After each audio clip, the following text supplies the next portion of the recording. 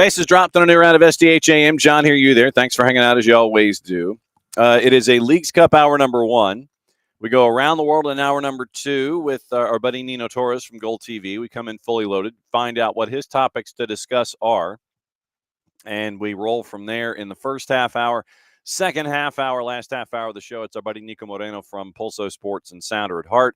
We'll take a look at things from the Western Pacific perspective and find out about Seattle top of the ladder in Leagues Cup after Phase 1, Match 3, after what happened last night. So Seattle's top of the ladder, and they get to continue playing. And they get to go midweek weekend until they don't play anymore. And so we'll go over all the scenarios, the juice boxes, scores, anything and everything. And with Niko also, we'll get you ready for the weekend, start that tour of Major League Soccer, because not everybody gets to continue in Leagues Cup, and everybody's diving back into the MLS schedule. So we'll start breaking stuff down, getting you ready for the weekend with Niko coming up last half hour of the show. So that is where we are today. We've got a lot of highlights to show, and we have all the things. You know, we have highlights from a couple of different perspectives. We do have a lot of goals with Atlanta United, and we do have Mike and Jason. We've got Callum and Ian from the Apple perspective as well. So we'll play both sides and let you know how things broke down. Big win for Atlanta United last night, and the lineup. And thank you, Abby, for subscribing. As you always have. It is a lineup that was unique, and we talked about it in the post-game show, where you didn't quite know what you were hunting for. And was it going to be something where it was going to be a blend? Was it going to be something where it was going to lean one way or the other, trying to get a win in the midweek, getting ready for activity to get you in the right frame of mind in MLS? And so with Kenny Miller on the touchline, because Ronnie Dyla was serving his suspension, it was a lineup of Jaden Hibbert in net, and Jaden was tied for, from our friends at SofaScore, tied for the highest score that was graded out last night. We'll get into Jaden's numbers in a bit. Left to right, Brooks Lennon, Ronald Hernandez, Stian Gregerson, Nick Sessick. The two in front of them, Bart Sleesh, who wore the captain's armband, Will Riley. Then it was Miranchuk was your third midfielder technically, but the three in front of them in the attack, Luke, Alexi, Saba. Saba was the other one who graded out the highest, and then Jamal up top.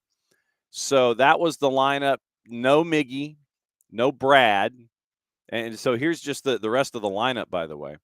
It was Miggy, DCQ, Brad, Josh Cohen. Then you had Cooper Sanchez, Leo Alfonso, Salman Safaro, Cayman Togashi, Tristan, and Mihai. So you had a couple of them come in at the half. Mihai and Tristan came in at the break for Stian and Alexi. Then you had Cayman Togashi come in the 56th for Jamal.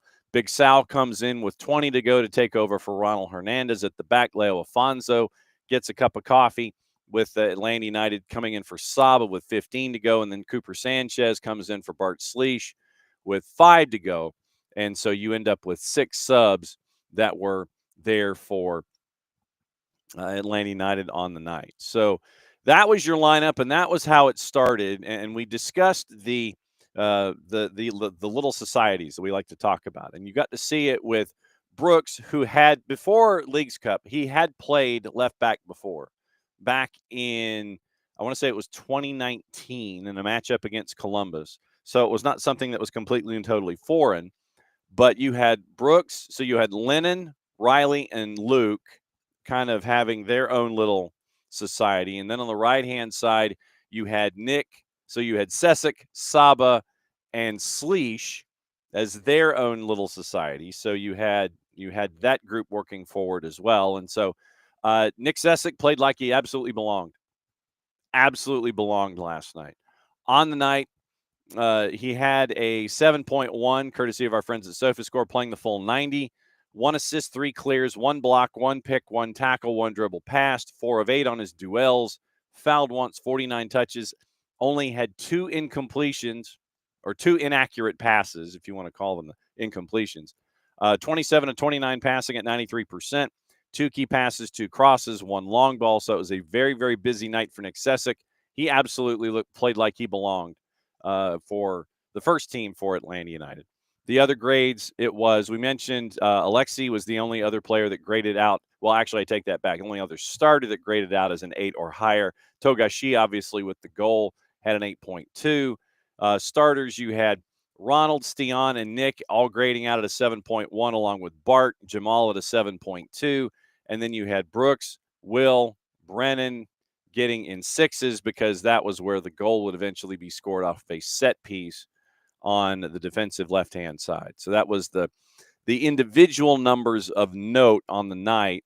The stats, and once again, remembering the context of game state and all that kind of stuff as we went. 53-47 percentage for Atlas on the day. Atlanta had 3 big chances. 16 total shots to 9 for Atlas. And once again, if you're chasing a match, that is not necessarily a surprise that you had those numbers laying out the way that they did. Jaden Hibbert had 9 saves on the night. We'll get into Jaden's numbers in a sec. 4 corners compared to 1 for Atlas. 27 fouls called, fairly equitable for Kacha Garcia. 14-13 for Atlanta. Slightly more passes attempted by Atlas. 17 of the 30 tackles were Atlas. Obviously, 14 of the 26 free kicks were Atlas. 9 yellow cards in the match. Not afraid to splash those out at all.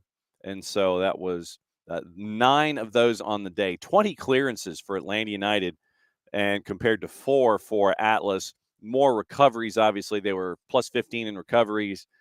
7 picks compared to 5 for Atlas. Once again, we mentioned tackles, 17 of the 30 going to Atlas on the night. Touches inside the opposition, 18. Even Steven at 20 each. And so that was an interesting number along the way. But it didn't feel like it was 27 fouls. But by the end of the night, it was 27 fouls. Did not feel that way. But 9 yellow cards on the evening that were laid out on the night. And so finishing with a win for Atlanta United in Leagues Cup. And so what that does is that gives you the momentum that we were looking at heading into the rest of the regular season. And it starts with the road trip where they take flight tomorrow and head north of the border to get ready to take on CF Montreal, who literally has Prince Owusu, who has scored almost half of their entire goal setup for this year. 11 of the 23 go to Prince Owusu. So game plan defensively, at least on paper, not necessarily the easiest or the most difficult thing to try and figure out, is, hey, you stop him and then everything else falls into place. So that's the key, and it will be a challenge for the center backs. Probably going to be Gregerson and Mihai, and then we try and figure out what it looks like on the edges. Is it Brooks on the left, Ronnie on the right, and then you have probably Bart and Tristan in front of them. Then it's the questions as you get closer. You know you're going to be starting Miranchuk, and then is it Saba and Luke and Latelot and Miggy? And those are the questions that you're looking at heading into the matchup with Montreal. But let's get into the goals. And I know that you're getting all the questions that are laid out here. Oh, I wanted to get into Jaden's stats. And there is, and yeah, Abby, it was Nick that was cramping at the end. And then lineups on the night. So Jaden had an 8.3 with the yellow card, by the way. 9 saves for Jaden on the night. 6 from inside the 18, had the 1 error that led to a shot. 54 touches, 27 to 35 passing at 77%. 5 of 11 on long balls on the evening, 1 clearance, and a lot of other zeros on the night. But the question on the board, the question on the board having to do with Jaden, yes, Wiley, that is what happened with Jaden's yellow. It is the 8-second rule. It was the 8-second rule that was not adhered to, and so Abby has it right. It was the 8-second rule that was the call on the yellow, and so that created a corner for Atlas at the time. And so that the 8-second rule, they are keeping an eye on it in this tournament. So there is no Well, let's put it this way. Let me rephrase. The refs are supposed to keep an eye on the 8-second rule in this tournament. There are certain keepers that have not had that might have been watched, but we're not necessarily locked into the whole 8-second rule, if you know what I mean. Wink, wink, nudge, nudge. And so, and Wiley, it comes down to Wiley saying it's a super fast 8. I think the other element in this is trying to figure out, okay, where does the 8 officially start? And so that's kind of what you're looking at. And yes, Abby, I was kind of winking as Abby says they didn't watch the match before this one. That is absolutely true. Yes. Pumas, Kaylor Navas, not watched. Absolutely true. So yeah, Wiley, the big question is, when are you supposed to start counting the 8? And that's probably a question for Bart on Monday when it comes to the 8-second rule. Where does it start?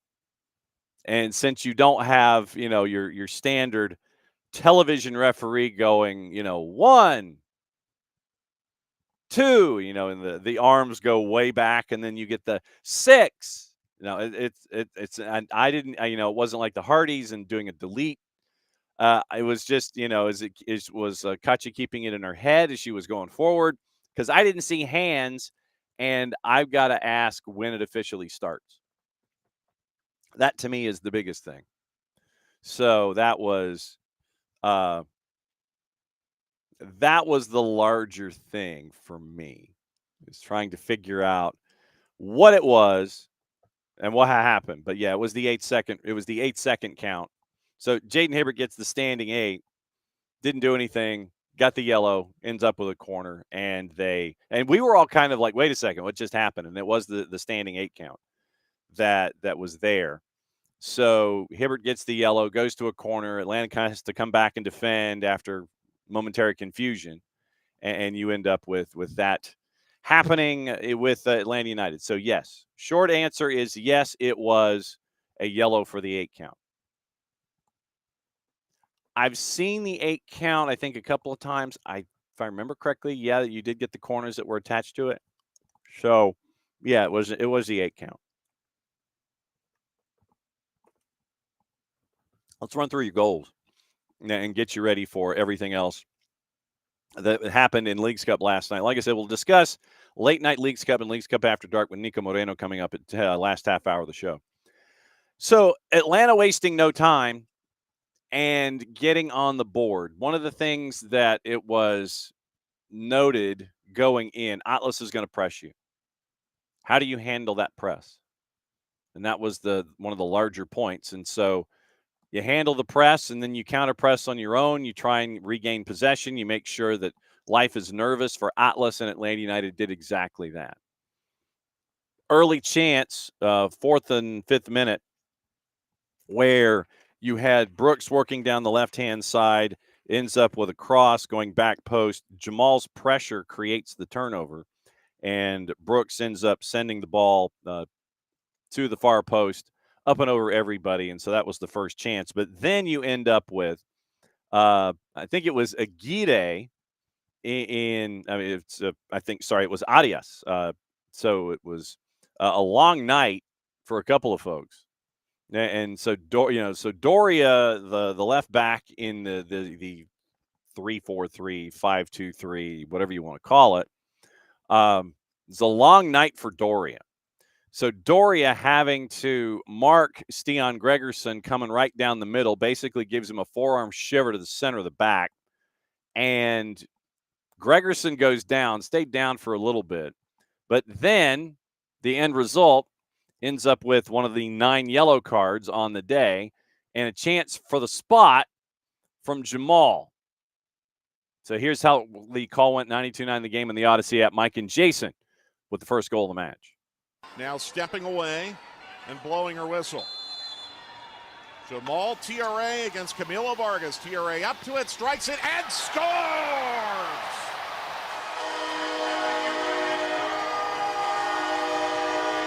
A well-taken penalty by Jamal TRA. His 4th goal of the season across all competitions, and it's a great start for Atlanta United. Yes, it is a great start for Atlanta United. And so you end up with the 1 early goal on the board. And not to be outdone, and in the interest of equal time and equal calls, for those of you that did not have the chance to watch it on Apple TV, it was Callum and Ian Joy on the call. And here's how Callum and Ian broke down the first PK. Holds its breath. It's Jamal Chiare who scores. Confident and composed. And the first goal in 10 for Jamal Chiare as Atlanta United lead inside the opening 10 minutes.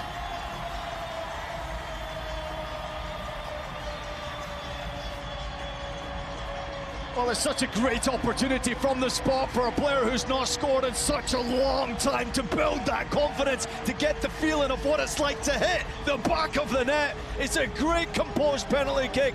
Tiare. It's a great composed penalty kick for Jamal, made it 1-0.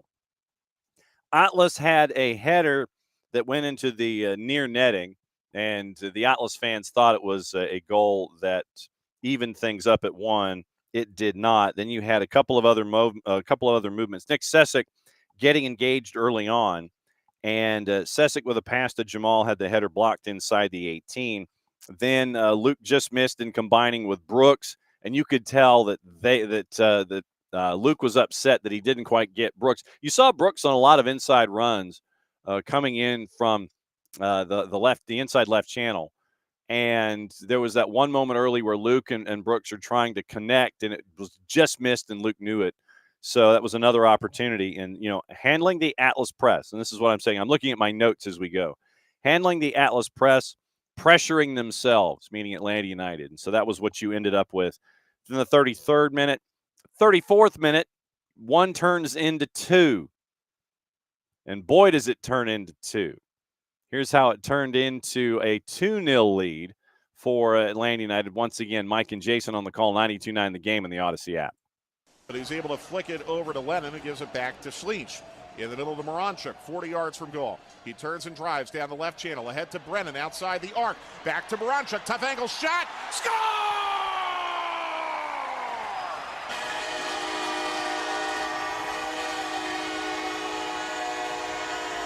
From Russia with one. A little cheeky chip over the head of Camilo Vargas from a tough angle, and Atlanta United, for the first time in what feels like forever, has a 2-goal lead. And you knew when you were kind of looking at Luke that Luke eventually did want to take that shot, but considering that Aguirre had a complete and total armful of Luke Brennan, Gadi Aguirre, as Brennan is coming to the inside, literally is grabbing around the waist and trying to grab the jersey too. Luke persevered through it, but he couldn't quite hang on to it to where he wanted to take a shot inside the 18. Gave it to Alexi, and you had the Miran chip, which I guess you can get at, you can get at maybe Jenny's or Baskin Robbins these days. You get Miran, or maybe it's a Ben and Jerry's concoction, the Miran chip. We'll figure out what that is, but it's 2-0 at that point. Once again, not to be outdone in the interest of equal time. Here was how it was called on Apple with Callum and Ian. Glorious footballing career himself as a player. Trying to start something special on the sidelines. Talking of something special, it's a lovely, lovely goal from Atlanta United. Fabulous, intricate build-up, and finished beautifully by Alexei Miranchuk, who now makes it 4 goals in 6 games for Atlanta United. Well, it's a goal of pure class and determination. A moment ago I mentioned making sure you have in your mindset what you want to do, what you want to achieve. Do you have an idea of where you want to go? This is class from Miranchuk. He dictates the pass, he dictates the opportunity, but once you get into that position, you gotta finish. And the finish is just exquisite. What a beautiful goal this is. Beautifully crafted. Exquisite, Ian Joy says. He's not wrong. So it's 2-0 at that point, and 2 lasted on the board for about 5 minutes. Foul outside the 18, and AM59 and Saba were both kind of hovering over the ball. Was it going to be Alexi with 1 foot? Was it going to be Saba with 1 foot? And as it turned out, it was going to be Saba with the right. And here's how it was called. Mike and Jason, 92.9 The Game in the Odyssey app as 2 went into 3. Three-man wall for Atlas. 38th minute, 2-0 Atlanta. Referee steps away, blows the whistle. Saba going straight for goal. Score! Golazo!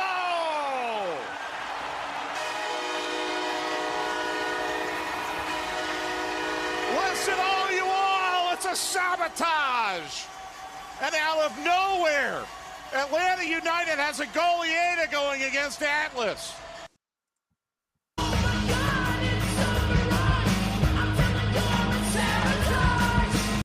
And so it was 3. And so once again, in the interest of equal time, here was how Saba's goal was called by Callum and Ian. Once again, Apple TV, Major League Soccer, and Leagues Cup. Coated in possibility. It's Lobjanite, beauty! That is first class from Saba Lobjanite, and quite the way to score your first goal of the season.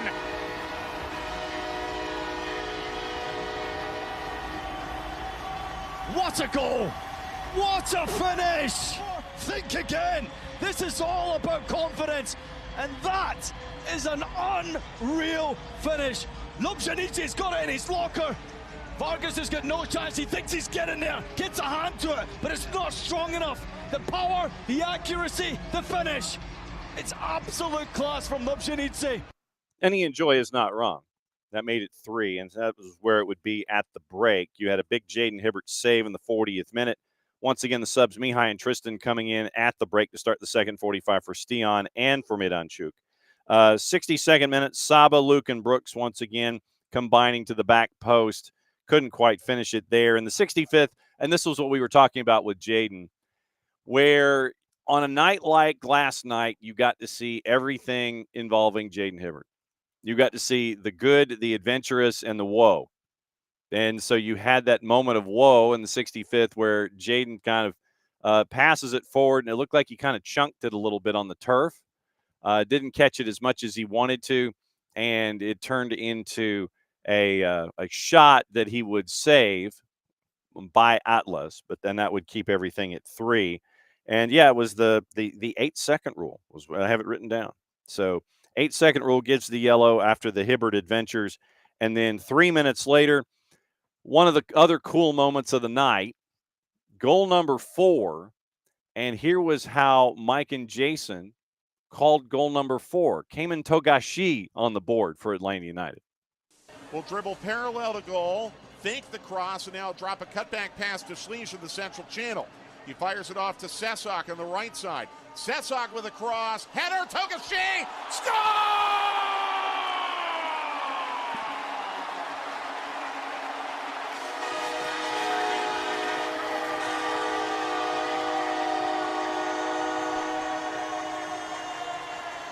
The kids are all right. Togashi with his first goal for the first team. He salutes the supporters behind the goal at which he just scored. And Nick Sesak has his first career Atlanta United assist. Great ball from Nick Sesak, by the way. And Nick found his spot, but it's because of that rhythm that we know from all of the twos players being with one another.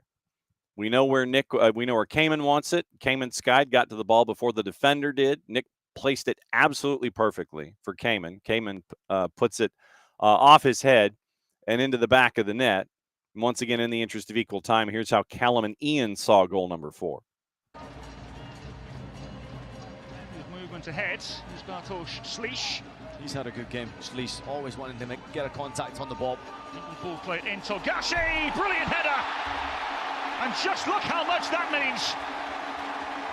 On a night where Kenny Miller said so many will have to take their opportunity, and Cayman Togashi does just that. And what a goal at that. Delivery is excellent, and it allows Togashi to attack the ball. How on earth he manages to get there first and foremost and rise up above the defender, then redirect it on target. It's brilliant. But that type of a finish, little spin on the ball as well. You can see exactly what it means to him, but that header. Kemen Togashi scores, and so Togashi-san makes it 4, and then you had the free kick that was untouchable. Absolutely untouchable as Rodriguez puts it in the 83rd.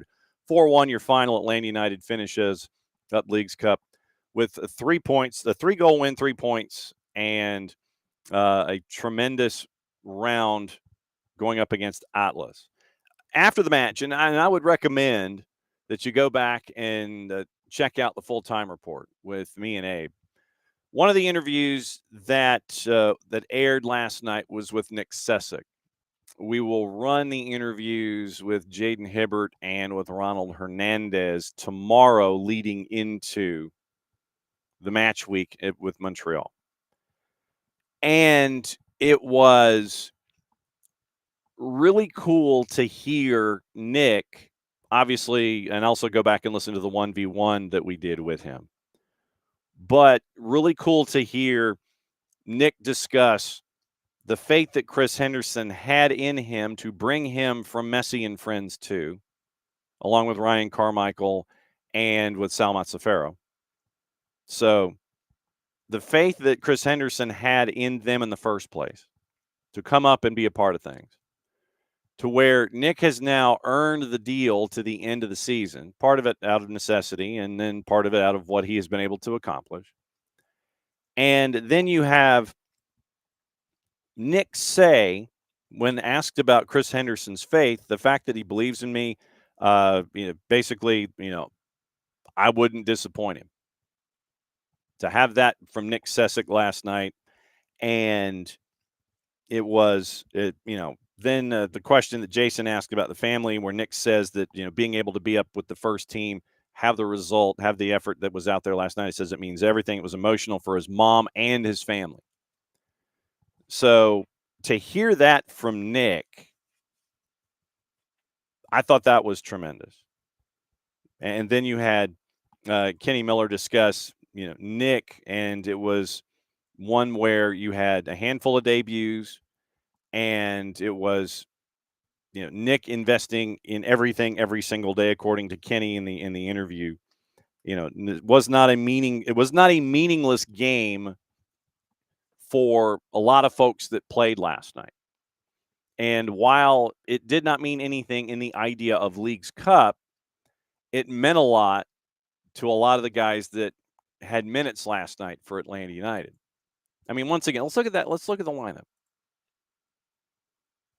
Saba, who has been on an absolute heater recently, continues to do that. Luke Brennan on the left-hand side. Katie says it's been fun to see Luke just get better and better. Yeah, and that comes with reps. That comes with getting comfortable. And the Luke Brennan that we have seen grow, literally, in this system, you're seeing him, learn in real time. And I mentioned that last time out.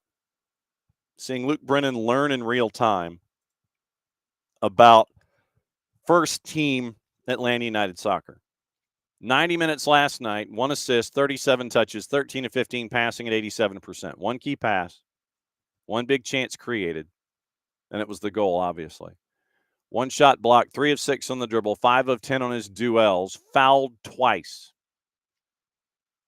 That doesn't mean anything else about what should have been called a foul or anything like that, but officially had a foul called, earned a foul twice. But to see Luke continue to learn in real time, it's been fun to watch. Will Riley last night, and it's a point that Abe makes about defense, basically. Nick Sessick, you didn't really hear a whole lot about him except when he was directing traffic and trying to understand where Saba was going and what they needed to do to act in concert on the right-hand side. Will Riley, thankless effort last night by Will. Played the full 90, 45 touches, 29 to 33 passing at 88%. 2 key passes, by the way. 1 long ball completed. 1 4 duels on the night. Fouled once. 2 picks, 3 tackles, and 1 dribble pass. Literally what was said last night. All the attention was on whom? Jamal, Saba, Alexi, Bart, Nick, Jaden Hibbert. Didn't hear a whole lot about Will Riley. Why? It was because Will was quietly going about his business. Brooks Lennon on the left-hand side at left back, being pressed into service again.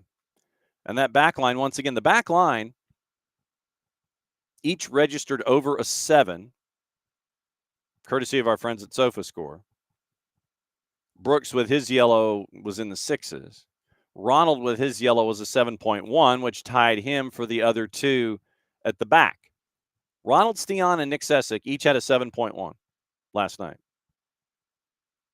And Ronald had that with the yellow card that he was given, where it seemed like at times there were 2 yellows given to Atlas for every 1 that was given in a scrum for Atlanta United. So Ronald's taken down. He takes exception to it, and you end up with the player that took him down and the reinforcements that came over from Atlas trying to pick a fight, they end up getting yellow cards. But it was a long night for the defenders for Atlas. Doria punched a 5. Camilo Vargas in net punched a 5.5. And Robert Pierre had a 5.7. Aguirre, the guy that was grabbing at Luke before Luke passed it off to Alexi, the highest there, a 6.3. Ferrareis, a 6.1. Hernandez, the Academy product, wearing number 199, a 6.1. But there were 3 5s on that starting lineup last night for Atlas. 3 5s. Handful of 6s, and obviously Diego Gonzalez, who came in at halftime for Aguirre, the 8 because of the goal off the set piece. But still, 3 5s last night in the starting lineup for Atlas. But the back line for Atlanta United and Bart all had 7.1s. Jamal the 7.2. So that was the rundown last night of everybody there. But you had debuts. You had Nick Sessick. You had, and this from a kid from the second team twos, however you want to frame it, perspective. Active in the lineup last night: Luke Brennan, Will Riley, Nick Sessick. All have spent substantive time with the twos. Togashi, time with the twos. Salmat Safaro, time with the twos. Cooper Sanchez getting a cup of coffee. We know what Cooper Sanchez has been doing, impressing Ronnie Dyla over the last handful of weeks. Continues to grow and grow and grow. Now has the homegrown deal to show for it. And then Leo Afonso got a cup of coffee. Once again, faith from Chris Henderson brings Afonso up. Afonso's not being used by Messi and friends, and you end up with Leo Afonso getting 15 minutes last night as well. So the pieces coming together. 15 minutes for Leo Afonso. Perfect on his passes. One ground duel, fouled once along the day. And so that was where it was for Atlanta United last night, the 4-1 win. The other scores last night in Leagues Cup. And like I said, we'll kind of get into the more Western stuff and the Leagues Cup after dark, final half hour of the show. And Abby asking about Luke. Luke mostly playing on the right, true. But remember what we always say in these situations, that when you look at something, when you see a starter play in a certain place, doesn't mean necessarily that that's where they're going to be spending the predominance of their time. You're going to go where the game dictates you go. And if you start in one place and you end up gravitating to the left during open play, that's what it is. But when the whistle blows, Abby, yes, Luke has been lined up on the right. And David with the true point.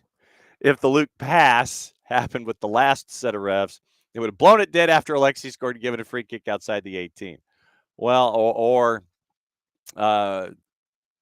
they would have probably called a foul on Luke for trying to grapple and make sure that Aguirre would continue to have a rough night but not get a card. Did I say that out loud? Oops. So, yes. So, like I said, Kachi Garcia and her crew, and this was another element that you look at what went down last night before we get into the other scores. You look at what happened last night with that crew, and I know that Abe, I think was going to discuss one particular element with this officiating crew. He didn't get quite the chance to discuss it, but here was the officiating crew last night. Kachi Itzel Garcia, and yes, she was the center ref in Monterrey and Cincinnati, the one that we were talking about with Bart back on Monday, the one getting the death threats and all the stupidity from fans that are Monterrey fans. Kachi Garcia was your ref. Your ARs, Sandra Ramirez and Karen Diaz. Your fourth was Karen Hernandez. Your lead VAR was Lizette Garcia. I mean, Jorge Camacho was your AVAR, by the way.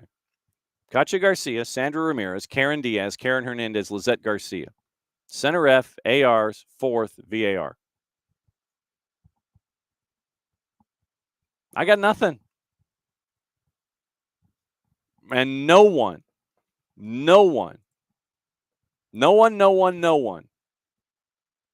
after what we saw last night. She was I will say Kachi Garcia was letting them play. She was letting them play, but when they got over the edge, it went to straight yellow, basically. She was letting them go, but it's like it didn't seem like there were a whole lot of midpoints. And if that's her style, that's her style. But at the end of the night, you had a crew that was that way, that was lined up that way. All four officials on the field and your VAR, all women. So what? So blank and what? And good on Leagues Cup for having this crew continue to persevere in this tournament the way that they have. And I'm glad that literally those of us that went to the match last night, I have not seen any kind of comment one way or the other. Stupid, not stupid. Look, they were just another officiating crew out there last night. But like I said, Kachi Garcia, she let things go, but there wasn't a midpoint, and it was extremes. It's like, I'm going to let it go, or it's a yellow. So, that was there. It was like, good on you. There were hundreds of matches played around the world yesterday that had officiating crews, and that was one of them. Probably the best way to phrase it. I understood her style. I know that a lot of folks probably would have liked a midpoint somewhere in there instead of going, foul card or let them go card, because one third of her whistles, one third of her 27 fouls resulted in yellow cards, but most of them came in scrums and things like that as after effects. Well, some of them, not all, but I can think of at least two for Atlas that were after effects and 2v1 advantages where they were trying to bully an Atlanta United player. So 7 of the 27 fouls called resulted in cards, like initial cards. David says he's seen Kachi do several games, mostly international. Moment never seems too big for her, and it wasn't. They're just out there doing their thing. I have no recollection of ever thinking she was not ready for the magnitude of the event. Yeah. Like I said, thousands of matches yesterday around the world, thousands of officiating crews, and that was one of them. That's just how it was. Nino Torres coming up in about 15 minutes. And we'll break down everything and tour the planet as we go fully loaded.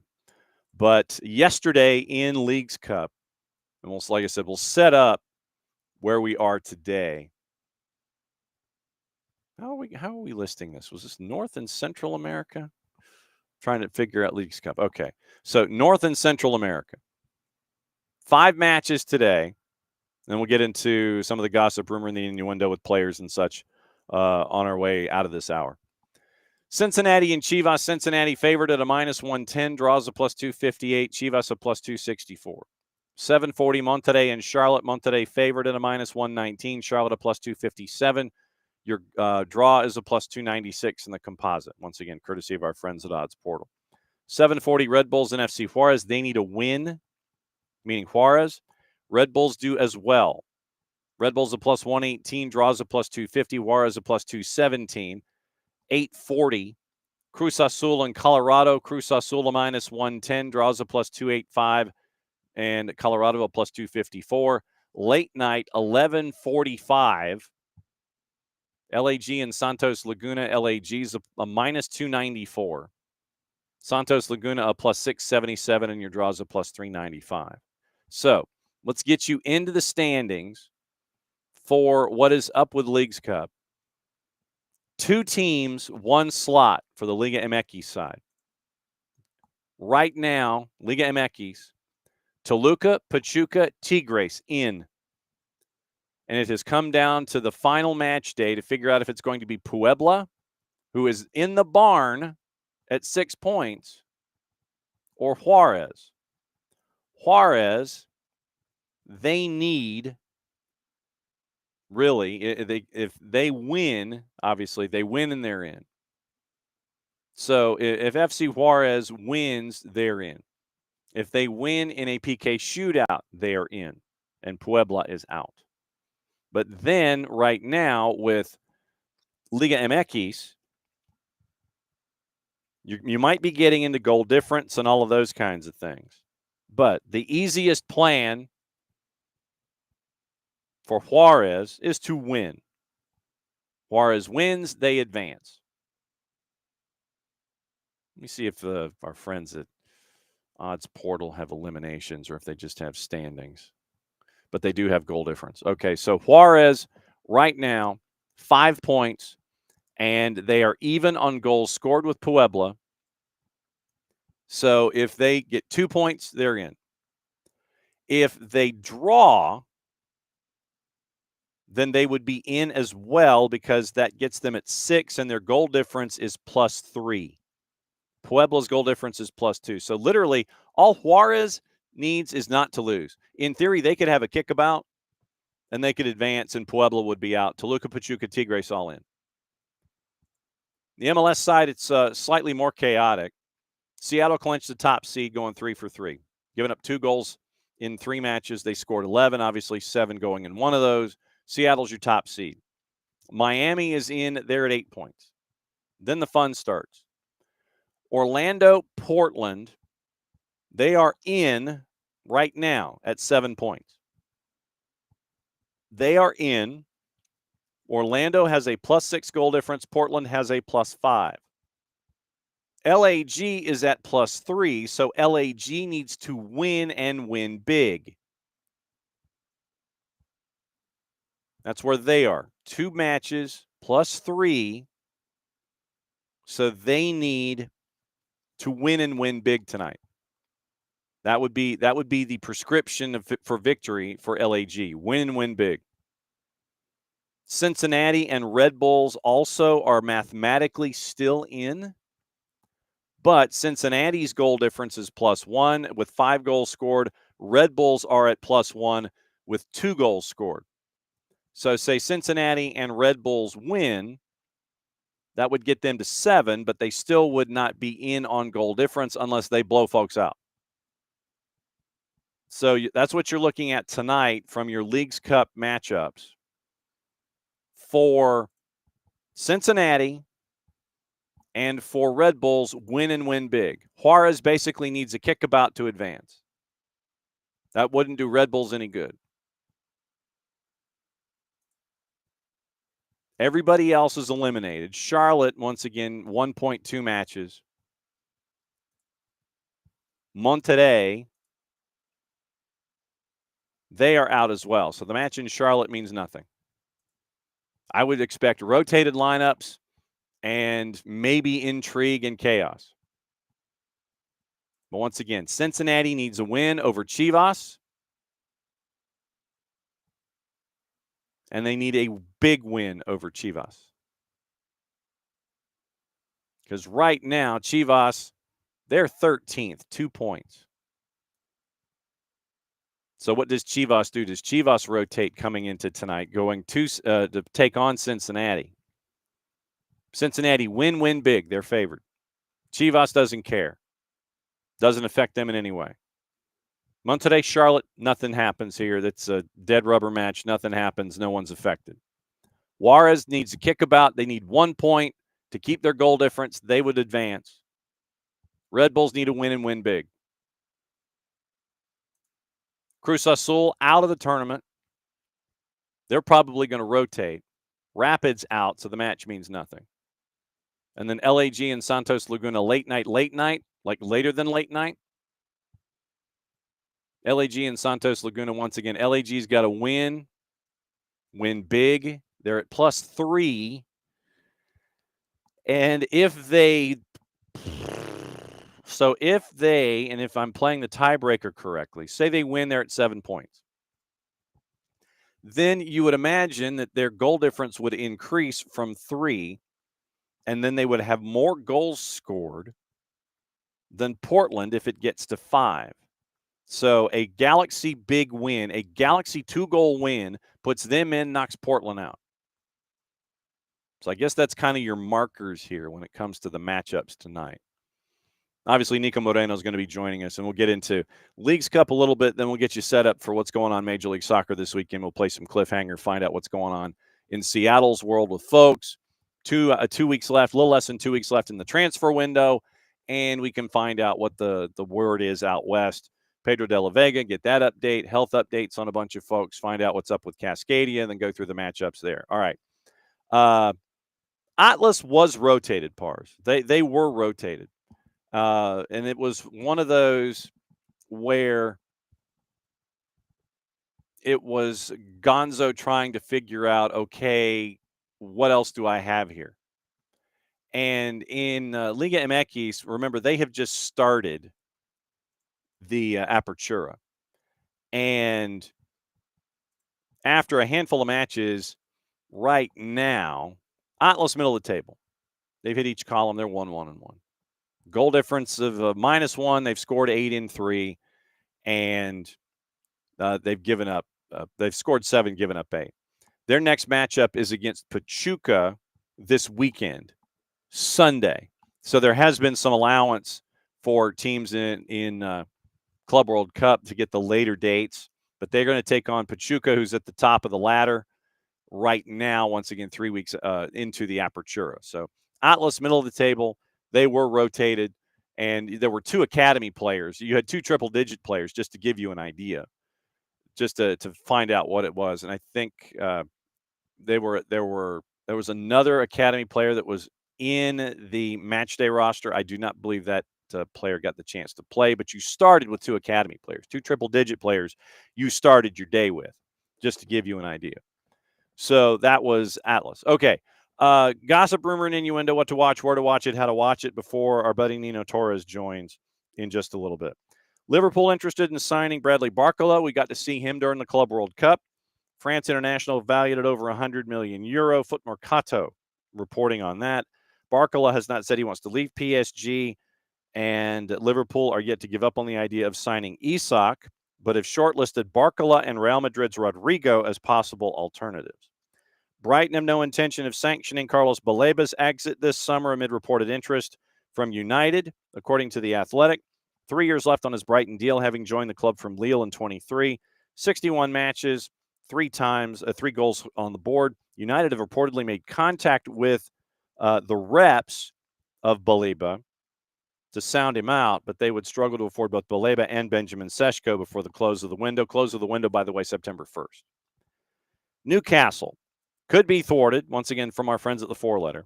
In the transfer market, yet again, AC Milan looking to rebuff a €30 million offer for central defender Malik Thiaw, according to Gazzetta dello Sport.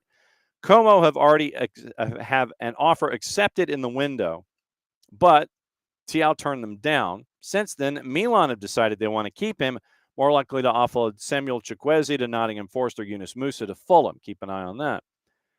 L'Equipe links Al Nassr with a move to Yohan Wissa. Four-letter paper says Newcastle also looking at John McGinn. Inter growing impatient with Atalanta as they're trying to sign Ademola Lookman. drawn up a contingency plan in the form of Jadon Sancho or Christopher Nkunku, once again, according to Gazzetta dello Sport. Lookman is effectively on strike, according to ESPN, refusing to attend preseason training as he looks to force through a move to the San Siro. Inter are set to send a third offer worth $45 million plus €5. Nottingham Forest £35 million bid for Omari Hutchinson rejected by Ipswich. According to David Ornstein in The Athletic, talks ongoing. Brentford could also re-enter the race for the U21 after seeing a bid rejected this month. Forest want to add attacking depth following the transfer of Anthony Elanga to Newcastle. Hutchinson can play more than one spot. Gazzetta dello Sport also says that Forest are closing in on Juve's Douglas Luiz, with the Daily Mail claiming Everton also interested in the Aston Villa player. Heung-min Son had his introductory press conference, and and God bless her, the LA councilwoman that was there for the presentation was trying to get Heung-min Son to switch to the U.S. men's national team and play for them in the World Cup coming up. And she was looking for him to score for the U.S. men's national team in the World Cup next year, but he's kind of occupied. Thomas Mueller has completed his move to the Whitecaps on a free. Other rumors: AC Milan could leave it right up to the transfer deadline to move for Rasmus Højlund or Dusan Vlahovic. Shakhtar have turned down a €30 million bid from Fulham for Kevin. That's all, Kevin. Aware of interest in Kevin from Napoli, holding out for a higher offer of 40, including add-ons for Fabrizio Romano. Manchester City's Mateo Kovacic received proposals from Saudi teams this summer intending to stay at the Premier League club. Girona's left-back Miguel Gutierrez set to join Napoli from Girona for €18 million on a 5-year deal. Real Madrid gets half of the fee. Bayer Leverkusen hoping to agree to a €15 million fee for Magnus Akliush after Monaco demanding €70 million earlier in the summer for the attacking midfielder. That's from Florian Plettenberg at Sky Germany. Strasbourg turned down an offer from Nottingham Forest for Delaney Bakwa, worth €28 million. Stuttgart striker Nick Woltemade has once again emphasized his desire to join Bayern Munich. Contrary to some reports, he has yet to issue an ultimatum. Fulham and Everton have asked for information about Juve's Nico Gonzalez, who could leave the Italian club this summer. That's from Nicola Shira. Sporting have made an inquiry to sign Nottingham Forest forward Jota Silva on loan. We'll ask about that with our buddy Nino Torres. Burnley could offer a contract to Christian Eriksen, 4-letter paper. Sunderland and Wolves rival Marseille for Bayer Leverkusen's Amin Adli. That's from L'Equipe. Al Nassr showing interest in Mason Greenwood, keen to reunite with Cristiano Ronaldo. Everton willing to cover all of Jack Grealish's weekly wage if they manage to sign him on loan from Manchester City, and that was Manchester City's main hook in all of this. We ain't paying his salary. So it looks like Everton looks like they're stepping up and they could do that. Wilfred Ndidi undergoing a medical at Besiktas ahead of his proposed move from Leicester. Luka Digne verbally agreed to a new contract at Villa, keeping him at the club until 28. Abdoulaye Doucouré in advanced talks to join newly promoted Saudi side Neom, said to be open to the idea of playing in the Saudi Pro, 3-letter paper.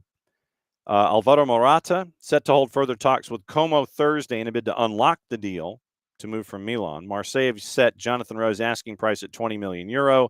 Interest from Atalanta, Fenerbahce, and Besiktas. Sasha Tavolieri with that.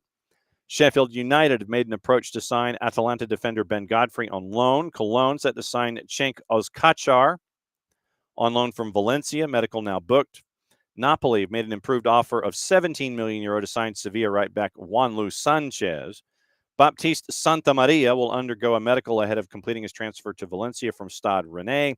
Celta de Vigo expect to complete the permanent transfer of Borja Iglesias from Real Betis on Thursday, was on loan last season. And Ajax close to agreeing to terms on Ko Itakura from Borussia Mönchengladbach, once again from Florian Plettenberg. And Real Betis signed our number one target, Nelson Diosa, the defender that we saw at Monterrey. Big piece of business for Monterrey. He's now at Real Betis, and we are sad. So there's all of that. Let's see. I'm trying to see if there's anything else. Oh, yeah, we got to do what to watch, where to watch it, how to watch it before Nino Torres joins us here in just a sec. All right. So what to watch, where to watch it, how to watch it. Today, Leagues Cup doubleheader FS1, Monterrey and Charlotte 7:30, LA Galaxy and Santos Laguna at 11:15. 2 to NA and Unimas are simulcasting Monterrey and Charlotte. Everything else is on season pass. Bundesliga B, two matches at 12:30 on the Plus. Monaco and Inter Milan at 2 o'clock on ESPN Plus. Fox Soccer Plus has the CONCACAF Central American Cup. Managua and Alajuelense are buddies down there in Costa Rica. That's at 10 o'clock. League One, Port Vale and Cardiff is at 3. And then when we're done, you can go over to YouTube and watch the CONCACAF U15 championships with the USA and Canada. That is kicking off at 11. So that's what you're staring at with that. Okay, I'm trying to see if there's anything else that I have missed. Yeah, there was. We were kind of keeping an eye on things, and part of the things that we were keeping an eye on, obviously, we always kind of keep an eye on Barcelona. Football España has this. Football España. And it has to do with our friends at Barca.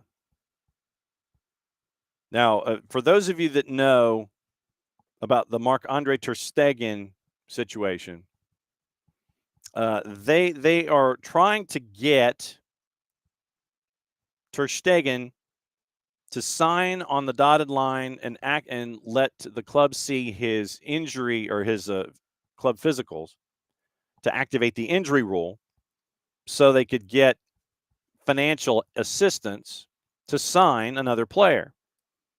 But ter Stegen's like, no, I'm not signing over my info to you. Could deprive him of Joan Garcia for the opening weeks. Blaugrana expecting positive news on the salary limit struggles. So then, one of the key transactions to be able to do so is their 100 million euro lease of 475 VIP seats to Fortia Advisors and New Era Visionary Group. The deal happened in December. The seat's not active. You'll remember that this was part of the deal where Barca was like, well, we're selling these seats that don't exist yet in our new stadium to help pay for our bills to make us compliant when it comes to PSR, profit and sustainability. We're selling these seats that don't exist. And we have an accountant that we like that has said that, yes, this counts toward an expense or toward a purchase, toward the bottom line, and this will help you out to become compliant. 2 others that were in and around that one particular individual were like, no, this doesn't work this way. The third one was like, yeah, it does. So they sold the seats. Auditors removed the transaction from the accounts in March. La Liga did the same from their salary limit. Now, Barca had been hoping to return to the Camp Nou Sunday for the Joan Gamper Trophy, but with construction lagging behind, they've been forced to move the game with Como to the Estadio Johan Cruyff at the training ground. 475 of those seats will be provided to Fortia Advisors and NEVG as they must prove the deal is active to Crow in order for it to be registered. So, since the stadium that has the seats that they sold doesn't exist yet, and they're still playing matches, Barcelona has to move their match in the Joan Gamper Cup to the Estadio Johan Cruyff. And so they have to take those 475 seats that they've sold that don't exist in Camp Nou yet because they haven't played there yet and apply them to the Estadio Johan Cruyff to sit there and make sure that this deal looks like it's on the up and up. Literally, Barcelona continues to do things on the wimpy scale when it comes to paying bills and putting butts in seats. I will gladly pay you Tuesday to make sure that I'm compliant in PSR today. That's where we are. Good grief. It's that time. It is that time where we go and catch up with our buddy, Nino Torres. I think Nino had heard enough about Barca. He's like, Barca and their silliness. He's fully hydrated. Now he's fully loaded. How are you, my brother? I'm all right. Yellow. Soccer down here, fans. Nino Torres here with you with a Seattle version of Lima, man. this is the Seattle versus rainy. It's foggy. It's cold. It's like, what the heck is going on here, man? You know, Nino, this is Lima in August. This is what we are, man. Nino, it is Lima in August, and that is what you are. So you are warm. You got to, I imagine, is that coffee or tea, or what are you drinking in the mug to stay warm? Coffee. It's coffee. Okay. Coffee, yes, with cream, lots of cream and lots of sugar. All right. I get it. I'm down with that. All right. So I have not seen the list today. Oh, it is a special day today. So hang on. It is a hang on. special day today. It is. Topic number 1. Happy 101st anniversary Universitario de Deportes. Happy birthday. Yes, today is a special day, August 7 of 1924. Is it 1924? Yeah, 1924 was when Universitario was founded. There's a massive celebration tonight at the Monumental Stadium. Tickets are sold out for tonight. Sold out tonight for the celebration. It's going to be music. It's going to be artists. It's going to be food. It's going to be drinks. It's going to be everything at the stadium to celebrate the biggest club in the nation, baby. The winningest team in the nation. That is Universitario de Deportes. And I gotta tell you a story, right? This is crazy because I'm not a Universitario fan since I remember. I don't even remember when did I become a Universitario de Deportes fan. But the crazy part is this: usually, fathers take their sons to the stadiums, right? And that's how you become a fan of whatever team you're choosing, or right. But I never went to the stadium with my dad when I was a kid.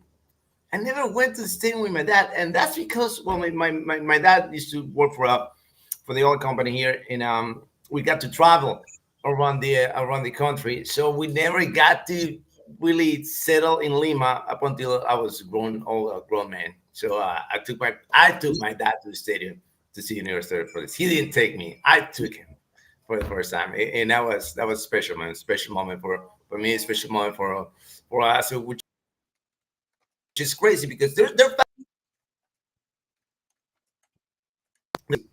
I'm okay. I think I was froze for a second. Everyone is got for a root for a different team. Not in my family. Everyone is Universitario de Deportes fan. Everyone.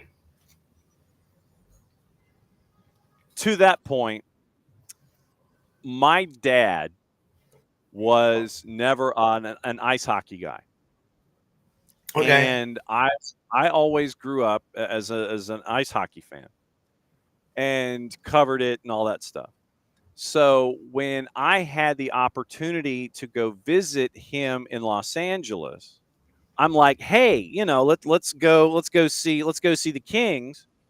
And getting him to go see the LA Kings in Los Angeles. And the thing is that I think ice hockey is better when you go see it in person. You can see it on TV and you get the So we go and see it in person.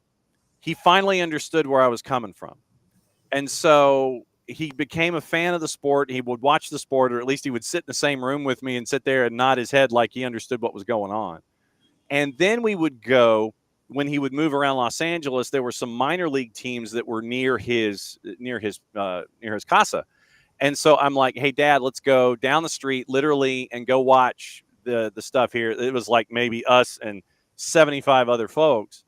But he got what ice hockey was all about. So I got to do the same thing with my LA Kings and my Long Beach Ice Dogs that you got to do with your dad when it came to Universitario de Deportes. So I understand what all that is about. I understand what that's all about in making sure that your parents know where you're coming from. Now, since you were talking about ice hockey, just a little bit off topic of soccer topic, guys. I'm gonna give Johnny my favorite 3 players from ice hockey. Of course, the great one, Wayne Gretzky, Super Mario Lemieux, and Ray Burke. Those are my 3. All right, 7 and 77. I get that. I'm down with that, especially when he won the Stanley Cup in Colorado. Mm-hmm. Pulled off the sweater and went from 7 to 77 at the Esposito jersey retirement ceremony. Chills at Boston Garden. Absolutely love that. Yeah. Are tickets for the anniversary party on the are they on the open market? Are folks trying to how do we say profit off of a birthday party?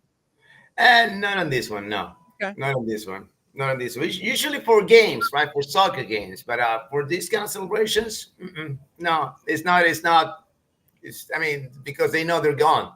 You know, the tickets are gone in like minutes, so it's not. It's not profitable for these guys, this group of guys that they make the money off of reselling tickets. But no. Okay. It's for these special occasions. They are also respectful, dude. They are also respectful of this too. Yeah. Just checking. It was announced yesterday, Cesar Luis Merlo, and he was taking lead on this, that Luis Abram looks like he's got a new home, and it looks like he's going to be announced at Sporting Cristal next couple of days. So the Atlanta United center back unemployed for like a week, and it looks like he's heading to Sporting Cristal. You, sir, on note number 2, the Atlanta-Lima connection is for real.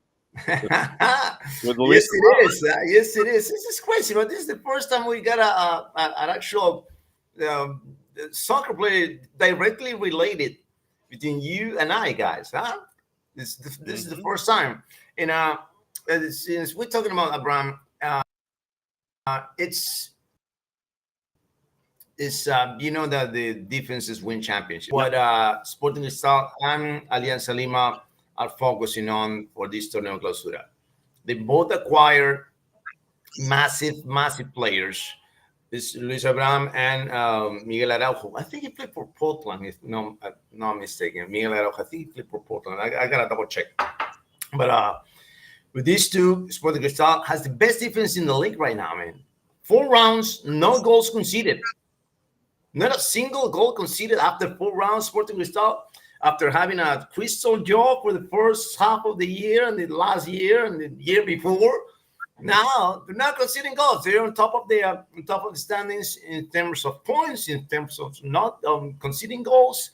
In Alianza, they acquired Gianfranco Chavez from Sporting Cristal, and to elevate that back line because they're going to play Copa Sudamericana also.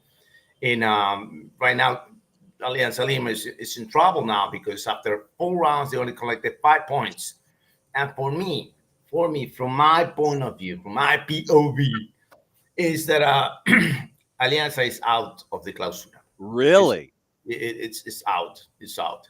This is a tournament that is way too short in order to concede that many points in the first 4 rounds of the competition. So we'll see. We'll see. If I'm wrong, I'm wrong. But if at the end of the Clausura we see someone else celebrating, not Alianza Lima, I was right. Yeah, right now they're 6th in the table. Cusco has run the table in the first 4. So hot, man. Eight goals scored, 1 allowed. They're 4 for 4 on the floor, 12 points, 2 ahead of Sporting Cristal. That's crazy to me that they have not given up a goal in the first 4 matches. It's like 10-0. That's like we've scored 10, y'all ain't scored none. It's amazing the impact of Miguel Araujo in the defense of Sporting Cristal. The guy is just massive, Johnny. He is massive. He's like, you can see that mentally and physically, he's 1 or 2 steps ahead of everyone else in the league. No, I'm not talking about on his team, in the league. Wow. All right. In the past game with Alianza Lima a couple of nights ago, the guy almost singly stopped the entire Alianza Lima's offense. And then it was like minute 93, 94, I think, that this was a chaos inside the box, and the ball goes out of the box, and the entire group of players from Alianza and focus on moving towards outside the box, but then the ball returns immediately inside the box, and he's the only one who follows through the trajectory of the ball and stops the shot in the last second of the game. MVP of the night, Miguel Araujo, and he is the best signing in the entire Liga 1 this 2025. No other single player in the league has more impact than Miguel Araujo in a team. No one. And you are correct, sir. It is Portland, by the way. Yes, Portland, right? Yeah, came from Emmen, and then in 23, he went to Portland from Emmen in August of 23 and stayed there for almost 2 years, turned it into basically a year and a half, year and 9 months. Yeah. Then it was valued at $600,000 right now at Transfermarkt. But yeah, he's coming from Portland, Miguel Araujo, to be center back there at Cristal, who have yet to give up a frickin' goal so far this year. And he scored twice too. He scored 2 goals too. So, and full disclosure, this is how much of a true junkie I am. What you have done to me, sir. I was watching. I had on here in the office the Melgar JP the second match earlier this week. You watch it? I had it on the Big 55. Nice. This is what you've done to me, sir. I had Melgar and Juan Pablo II, otherwise known as JP, our buddy, the Pope. May Carol Wojtyła's soul rest. Yeah. So literally, I had Melgar and JP II on in the office. That's what you've done to me, man. How was the game, man? Was it good? It was a 1-1 draw. I mean, it was and there was chaos at the end at 90+5. But no, it was true. It was true junkies delight on a Tuesday afternoon. Yeah, man. And I'm like, literally, is this live? And they're like, yeah, it's live. You're watching live with JP II and Melgar. So that's what you've done to me, sir. So how you watching this, Johnny? Is it broadcast in English too now, or what is it? No, it's not in English. I was watching it. I had it on. I think Fox Deportes had it picked up, and it was also on my friends at Fanati, FNTZ.co/soccer down here, where we can catch you on Goal TV amongst other places. But yeah, I had it on like the Big 55 and on one of the monitors, so I didn't have to turn my head as much. Yeah. And so that was where I was dialed into that. You've done this to me. No more. All right. So what in the hell is this? No more soccer council in Boca Juniors. What is that? All right. So finally, it took. I don't know why it took so long for the game. Maybe because he was the core of that council work with his buddies, like Chicho Serna, Raul Cassini, Patron Bermudez, all of his friends from when he was a player in Boca Juniors were the soccer council members of soccer council committee. But it's been so, I mean, their management has been so bad. They signed so many players that they got nothing in return. And finally Riquelme decided that, you know what, we're gonna dissolve these guys. We're gonna dissolve this, and there's gonna be a manager, there's gonna be a technical director for Boca Juniors. Hopefully it's not himself, right? Yeah. Hopefully it's not himself. If he does that, he's gonna screw it big time. But anyway, I think they're gonna get a technical director like normal clubs do, right? Instead of just getting a soccer council. There's no one in the planet has a soccer council, Johnny. What is a soccer council? Hey guys, just step together and no. Are you the consiglieres of soccer or something? What is this, man? And so finally it's over. Hopefully this is the beginning of a much needed transition for Boca Juniors, because since Riquelme has been in charge, and not as a president, but he was the vice president before, and then he became a president of Boca Juniors. Since his era began, Boca Juniors has won nothing. Nothing. All right. And so because of his stature, right, as an absolute legend in Boca Juniors, he still gets supporters, right? But your rank is based on your decisions. When the king messes up, I don't care about your dad or your father or your blood in this club. You're gonna keep messing around with our team, with your decisions. I think the next time that there will be elections in Boca Juniors, he might be he's going to be moved to the side to get another person in charge. So but we'll see. We'll see what happens because the elections in Boca Juniors was just last year. So it's going to be a while for Riquelme to leave Boca Juniors. And I don't see Boca Juniors. Listen to this, Johnny. I think that the catastrophe is going to be at the end of this year when Boca Juniors failed to qualify to Copa Libertadores for a third straight year. Third straight year. That's a catastrophe. That's what it is. And right now, to continue the catastrophe, they are in Group A in the torneo, and they've started. What's the position? They would be in Group A, and they are 14th out of 15 in Group A. They're not going to qualify. They're not going into Copa Libertadores again.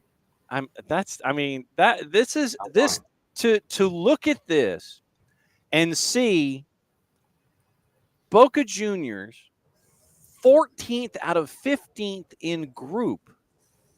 This is unheard of. I mean, it is really bad. It's mind-blowing to see how bad things have gotten. And it's because it's a bad decision on top of a bad decision, and you accumulate those in life. You know what happens with you, right? You go south, brother. You go way south, and it's the same thing in soccer. Same thing. I'm stunned when I see just how things are, and we got no. I need market value. I don't need contracts. I was looking at the market value of dudes. And they have a total market value on their squad size of 36, by the way. They have 36 dudes on the roster. Total market value at Transfermarkt at 90.5 million euro. You've got Zenon, Merentiel, Alarcon, Delgado, Leandro Paredes, who came from Roma. And that value, Johnny, is way overpriced. It's overvalued because if you give me, forget about the entire roster. Forget about the entire roster. Talking about the 11, the starting 11 Boca Juniors. Who's the superstar? There's none. There's none. There's none. They brought Leandro Paredes back from Roma, and that is it. That is it. Talking about Zenon, Merentiel, Vincula. Who's a player in that roster that his value is more than, I don't know, $3-5 million? I don't think any of those. Boca Juniors, they got price tags that they're not real. They're not real. Okay, so here's what we got. Zenon signed from Union de Santa Fe. How much? Market value of 9 million euro. Merentiel from Palmeiras at 6.5. Alarcon from Huracan at 5.5. Same Delgado when he came from through the system because he's a 20-year-old D-mid. Paredes from Roma has a market value of 5. Belmonte from Toluca valued at 4.7. Ezequiel Zeballos, who came through the system, he's at 4.5. Malcolm Braida, who came from San Lorenzo, 4. Palacios, who came from Colo-Colo, 4. Aguirre from Newell's, 4. Pellegrino. He's going to be gone by the end of the year, Palacios, huh? But he's under contract through 29. Yeah, but he trust me, he's going to be gone by the end of the year. They're going to loan him. They're going to do something with the Chilean because he's a troublemaker. He's a party guy. He failed to show up to training for I don't know how many times already. With Gago and now with Miguel Angel Russo. Miguel Angel Russo doesn't know how to handle these guys. And I don't know. It's a hot mess. It's a hot mess, Boca Juniors, bro. Yeah, and Alan Velasco, who folks know up here from his time at FC Dallas, listed at 3.5. You got a lot of dudes who are kind of like, yeah, but no one that's a mind-blowing pickup. And Zenon is under contract through 28, and I guess they did that just so they could, kind of spread the cost out a little bit. But you got and the only player in that roster that probably is worth watching, and it is probably his market value is lower than it says is Menentiel. The Menentiel, I love that striker from Boca Juniors. I think he's undervalued in that one. I would say he will worth easily 10 mil, but that's it. That's it. Cavani is still on this roster? Yeah. At 38. Yeah. Avincula is 35. Ander Herrera is injured at 35. And they paid, I don't know how many they pay for Anderson, for Ander Herrera. I mean, nonsense signings, man. Wow. And they got 6 dudes who are under contract that they have to decide at the end of this year. And 5 of them are valued at under 300,000. And the other is Miramon, who is valued at 2 million. Then everybody else. Cavani's a 26.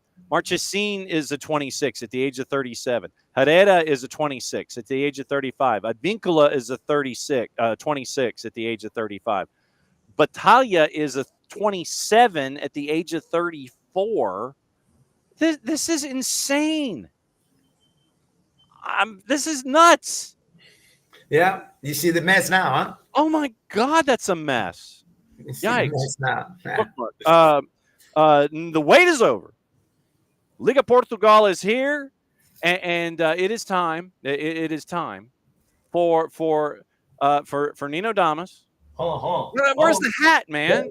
Hold on a second. I got it. Look at this. I got it. Oh, there it is. There you go. There it is. Everything, huh? It is time. So he is ready to go. Nino Damas with the predictions. Week 1, as the Liga de Portugal is underway, and you can watch that once again at Fanatis, fntz.co/soccer down here. Casa Pia and Sporting tomorrow afternoon, 3:15 Eastern time, officially kicks off the season. What are your predictions, sir, question mark? And it's great that it's only one game tomorrow. It's the season opener, the reigning champions, and I get to call this game. That's special to me.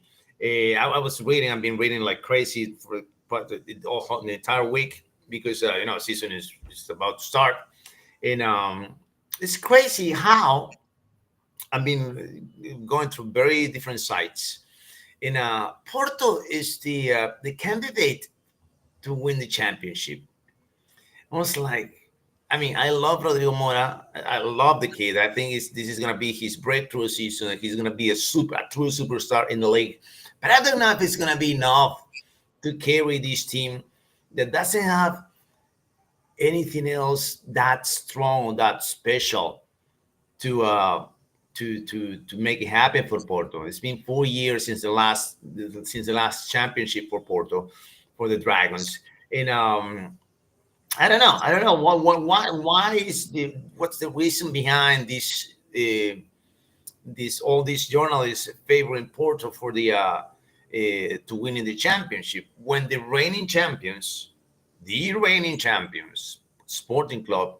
I'm gonna say it's a massive loss for them, right? It is a massive loss losing someone like Gyökeres. For everyone, it's gonna be a humongous loss. But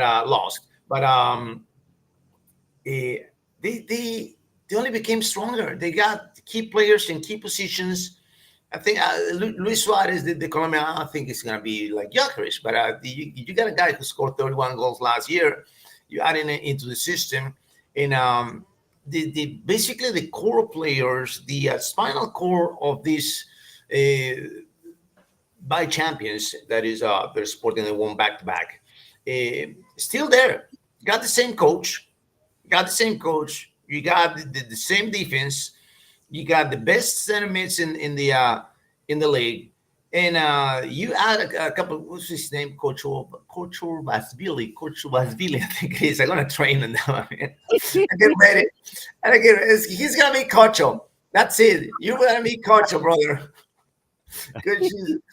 These guys from Georgia, man. I think they got the toughest names in the planet, man.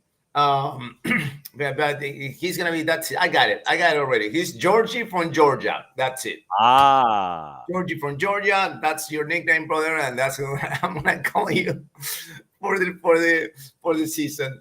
But yeah, my candidate, it is sporting to repeat. It is sporting to repeat. Okay, because of the reasons that I just mentioned. Now, the crazy part also is that no one has Benfica.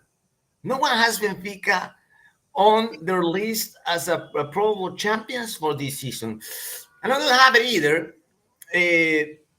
because when your house is not clean, Yeah. when you're not good inside, when you're not feeling good with yourself, I don't care how much talent you have, you're not gonna make it happen, right? And that's the problem right now with Benfica. They have a manager that is under siege. They have a locker room that is it's not the camaraderie. This is not a family. This is not a family. This is a bunch of guys that they're fighting for the spot, and they lost Di Maria. They lost who else they lost? I think I forgot. Alvaro Carreras, which is two massive players for Benfica to not have in this season. And yeah, I have a tough time picking Benfica because of those reasons, right? But we'll see. We'll see what happens. But my candidate, it is Sporting Club to win the three-peat. A three-peat in Portugal and a three-peat in the Liga Uno in Peru, baby. Okay. Yes. Well, and so see, and it gets better for you because you have Georgios Vagianidis, who's a right back, and you have Georgi Koshorashvili as your D mid. Yeah. So you've got George, you've got Georgios, and you've got Georgie from Georgia. Brother, I Georgios. don't know what I'm gonna do with that Clasico. You got Georgios from Greece, that right back, and you've got Georgie from Georgia as a D mid. Jesus, man. So you got that for Sporting. One more before we bid Nino Damas an adieu. Jorge Costa, a dragon forever. What was this? He passed away, man. He passed away, and he was a legend for Porto. It is crazy, right? They're players that you don't remember them for their skills or for their, how many goals they score, but you remember for the legacy as human beings and as leaders, leaders on and off the pitch. Mourinho, he was crying the other day, man. He was crying when they asked him about Costa. He said this, they're captains without armbands, and they're captains that they don't need armbands. The case of Costa, it was that case. He was wearing the armband, but he was also a natural captain. Our captain, my captain. Rise up! I hear the bells for you, brother. No doubt. So what matches are you calling other than the beginning of the Liga Portugal? How busy are you now? Yeah, we're busy now, brother. We're busy now. We got all the Liga Uruguay this weekend. We got where you go? That's my thing. Got my phone. Without my phone, I'm lost. All right, we got the Clásico Peñarol Nacional on Saturday, brother. We got the Clásico 2 p.m. Eastern time on Saturday. Then we got Universidad de Deportes at night.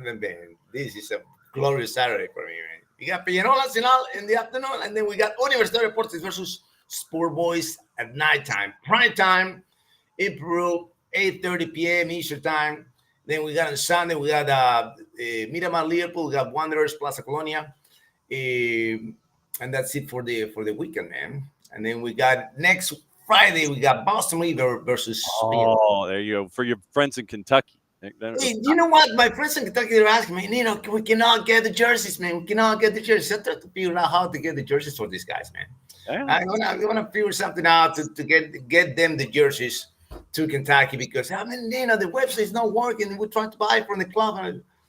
All right, well, Nino's gonna help you out. We're gonna figure something out. I got some connections in there that we'll figure it out.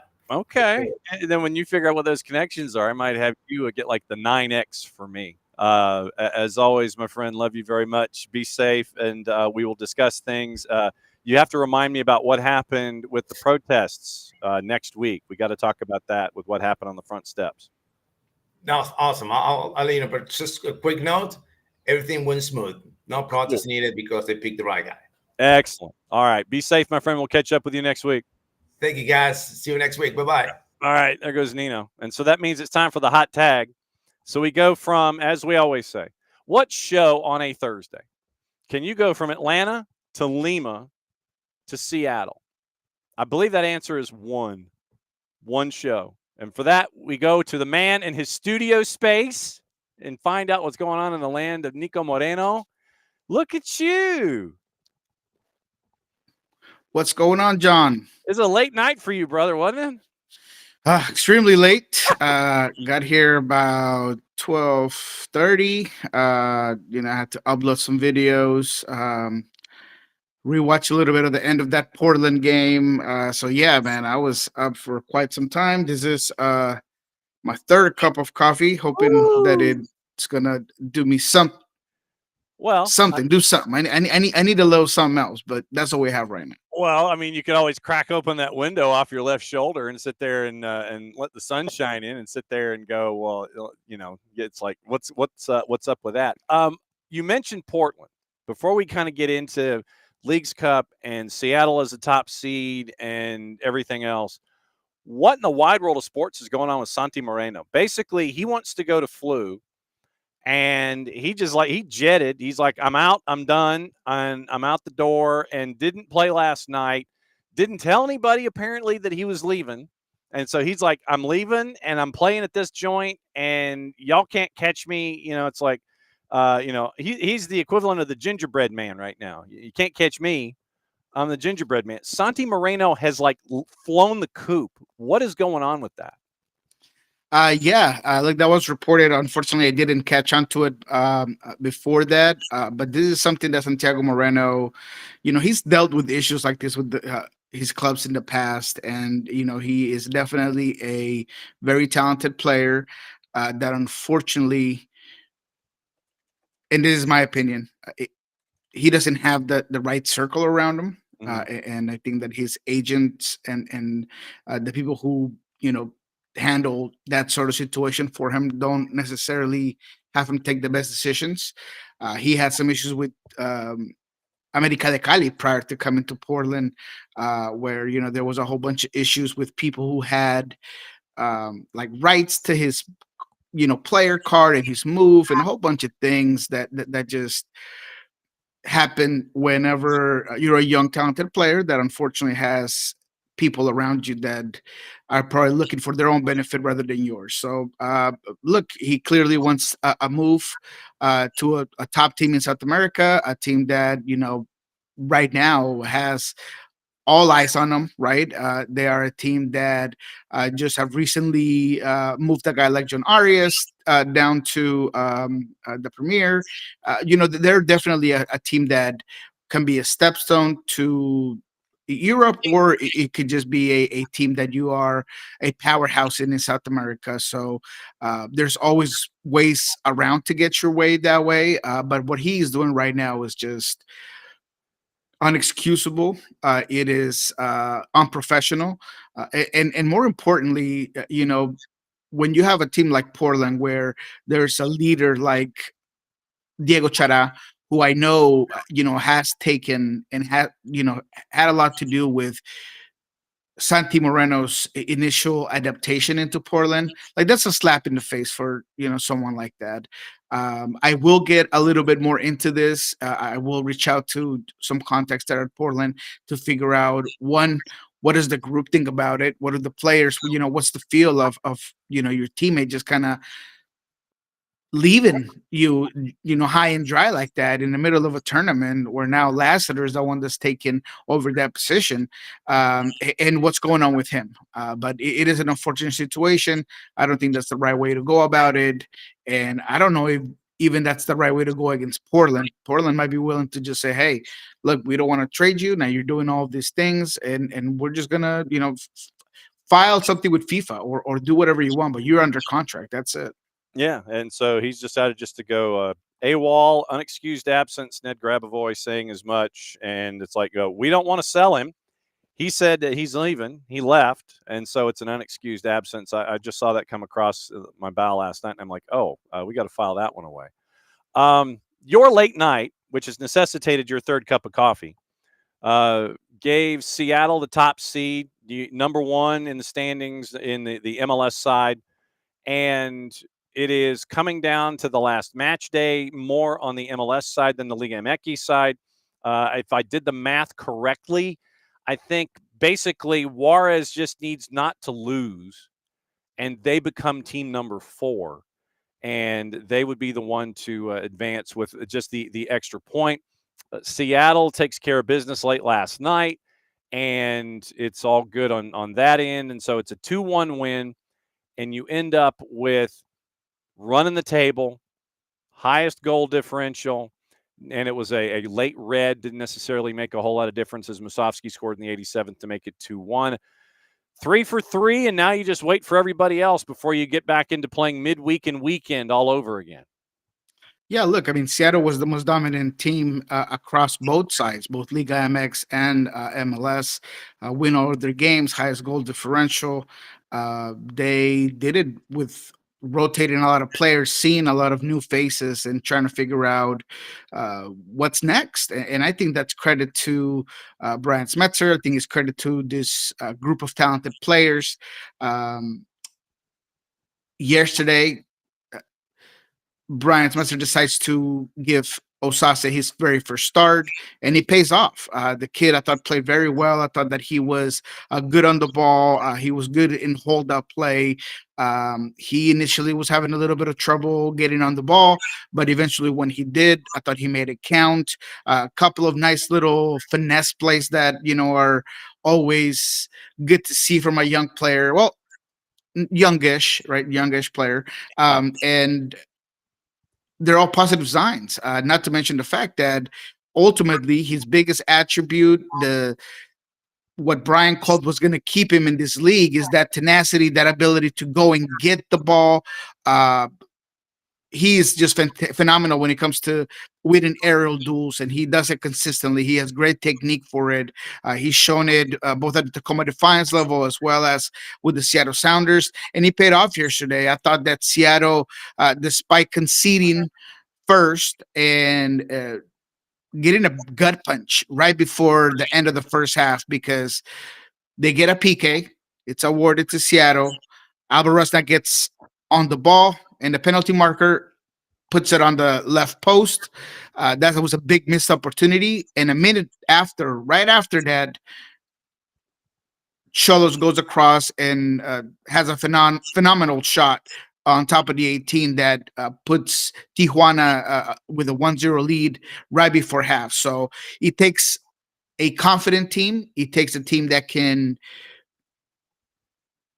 get to a situation like that, trust the system, make the adjustments in the second half, because I do think that the Seattle Sounders had a bit of a slower start than they wanted, and they're able to come in and have the right intensity to start off the second half. They push Xolos back even farther than they already were, because to be honest, El Loco Abreu was very comfortable just assuming pressure, holding through pressure, bunkering down, and playing off of the counter. But Seattle did right to break them down, and it started with the Osase goal. Then later, Danny Musovski comes off the bench, puts the second one away. There is also another goal that gets taken off because of an offside position. So Seattle just, in my opinion, continues to generate a whole lot of offense. For those of you that love stats, they had a XG of 4.4. They shot, I believe, 26 times overall in this game. I thought that they dominated statistically this game, and in the moments where maybe things looked a little dicey, and Xolos was a very physical team, although I will say they also rotated. I mean, they knew they were out. Sebastian Abreu knew that he had a game that is important for him in the domestic play, and therefore he rotated. No Gilberto Mora, a lot of changes there for that Xolos team. But Seattle takes care of business, and that's what really matters here. I will say this to just conclude. I think that Seattle did a great job at finding out what they could use. Reed gets a start. I thought he was very good. Kalani got a start. I thought he was very good. Ryan Kent, I thought was okay. He's a guy that's still trying to find his feet. I thought that initially in the first half wasn't very effective, but another greater performance by Ryan Kent, gets the assist in the Osasa goal. So, that is credit to Ryan Kent. So Brian Smetzer moving the right levers. Now they move on. They'll play the Galaxy with some rested legs as well. So I just think that Seattle and Brian Smetzer did a very good job at this group stage in leagues play, and they are now the top team, and they'll figure out who they play next. To the way you started the show, I will also say that if Juarez wins and they beat Red Bulls, they would become the third team, and Seattle would be forced to play Tigres, which that's kind of a bummer. If you are the number one team in the group stage and you have to play Tigres, it's not the way you probably saw that going. So hopefully for Seattle's interest, they're probably rooting for Red Bulls at this point. Yes. Yeah. Right now, Liga MX says it is once again Juarez, 5 points. If, like I said, if they end up with the draw and lose in the shootout, you finish with 6, and you're going to keep that +3. So that would put them ahead of Puebla and knock them in as the 4. If they win in PKs, it's 2 points, still knocks Puebla out. Tigres is the 4. Seattle would play in the crossover. And then if they win, it would be 8, and you would imagine greater than. And so Tigres once again drops. And so you're staring at all these things, and you're sitting there going, man, can things just stay the way that they are? Can Juarez lose? You are rooting for Red Bulls massively if you are Seattle coming into tonight. Absolutely. I mean, Tigres is a quality team. They are clearly the more talented team, and they're a club that is used to winning this sort of tournament. So I definitely would not want to face them. Not to mention the fact that for all things accounted last night, as we talked with other media members, if it's Puebla, Seattle would host, but if it's Tigres would choose the location of that particular game. So that's yet again another thing that Seattle would go and have a disadvantage of. I'll add 2 things about yesterday's game. Both coaches had some pretty interesting quotes. On the side of Brian Smetzer, he called Danny Musowski the Messiah. The Messiah. And my jaw almost hits the floor when he said that. Obviously, he said it jokingly, but he said, he saved the team one more time. And Sebastian Abreu, man, he went all in on. He understands that the rules were set prior to this tournament, and that's why he's not making it an excuse. But he said that Mexican teams are in a clear disadvantage, and his team was in a clear disadvantage going into this game because Seattle team players, I'm paraphrasing here, but they got to be home. They got to eat some pasta, some chicken, some nice salad, sleep in their own beds, and then just kind of roll up here and just play this game while his team has been having to travel, been having to stay out. And he definitely thinks that it with some meaner words, he said that they're kind of treated like just a team that has to do whatever, while Seattle and the other MLS teams get to have all of the privileges and things like that. So interesting point. I've said in the past that Leagues Cup at some point is going to have to make some adjustments and make it a little bit more of a two-way, at least in the later stages. But as you and I both know, John, the money's here. Liga MX knows that they won those ticket sales here rather than in Mexico. So sometimes it could be a double-edged sword there for Liga MX. Yes, and that's one of the things that I'm hoping gets addressed at some point with travel issues and trying to cross borders and things like that, where you can have those home matches in the phase 1. In the phase 1 stage, where you can be at some of those fantastic venues, whether it's the Estadio Akron, the Mesio Diaz, the home of the Kraken at Mazatlan, a lot of cool venues that I hope eventually get brought into this process when things can be a lot easier.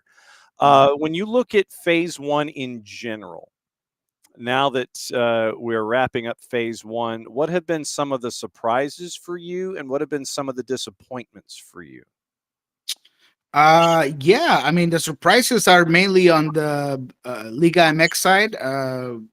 Shoot, I would even say maybe Portland was a surprise, although they got a pretty easy draw, I would say, with the exception of obviously the last game. I thought that San Luis, it's a pretty uh, easy there game that you can kind of manage. So I think that Portland has played probably uh, above their weight class a little bit, especially with all of the injuries and some of the things that Neville's had to face there in Portland. So maybe they've been a bit of a surprise there in this tournament, but it's mainly on the side of Liga MX, right? I mean, you got Puebla, a team that's in the bottom of the standings. You got Juarez, another team that's at the bottom of the standings, and they are kind of pushing while the Grandes like Chivas, Cruz Azul, Monterrey, all those are there and gone. So in terms of disappointments on the side of MLS, I would say San Diego. They fought hard, but they just seem to be a dollar short every single time in those Dwyer doesn't games. need to get a red and lose his head either. Absolutely. Yeah, you don't have to kick the players. I mean, keep your head, cool, man. I mean, you're an important player. What are we doing here? Uh-huh. They are clearly a team that also lost a striker that they certainly need, and they felt that without a doubt. But Orlando too. Orlando is a team that even now they're still looking. They're on the outside looking in, despite putting a show on Necaxa, right? I mean, Luis Muriel gets a hat trick, a guy that hasn't scored since May, a brace for Martin Ojeda that is one of the best cams in MLS right now. So they're a team that was also interesting because I had them going through and they kind of struggle in their own way, and now they're hoping to get some results, or they would have had a very good last game, but with nothing to kind of show for it.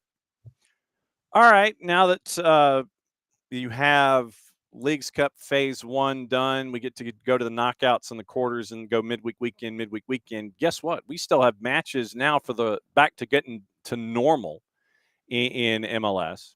So nothing like having to do two things at once all over again. Mm-hmm. And this weekend, time for cliffhanger, as it always is. And everybody's playing once again Saturday, Sunday. The folks that got to play later in the week because of Leagues Cup, they got the special dispensation to play on Sunday. And as you look at a couple of matchups, you've got some folks that are now in. Thomas Mueller is now official up in Vancouver. So that's big news there. And it looks like Lucho Acosta is out in FCD, and it looks like he's heading to Flu, I believe, as a part of this transfer window that's got about another 2 weeks attached to it. I'm staring at matchups. NYC is an early favorite against Crew. NYC is at home. Crew is a dog at a plus 170. Toronto with Georgi Mihailovic being traded over there to take over for you're hoping Insigne and Bernardeschi. It's like we'd like some offense, please. And Georgi Mihailovic hopefully is part of that. Colorado's reeling and trying to figure out, I guess, what to do now Yeah. with the $8 million that they're going to be getting. But then how do they invest? And I think that's the biggest question for Rapids fans is, okay, you're getting all of this money. What are you going to do with it? And that's going to be a big question, I think, for everybody in Colorado. Yeah, what a gut punch for Colorado, man. That's tough, man. He kind of felt like Jordy was going to be their pillar to their offense, to bring in a little bit of stability, right? He was going to be the guy that's going to be behind a guy like Navarro that you can, because he's such a very good finisher, but without having some of those components that get the ball to a guy like Navarro, man, it's difficult. I don't know if getting a guy for X amount, it doesn't matter. There's going to be an adaptation. There's going to be a learning curve. So yeah, that's tough for Colorado and Toronto. It's not like they're going to go anywhere this season, but I guess they get their guy to help them rebuild the house on fire that club and organization has been for the last 5 years.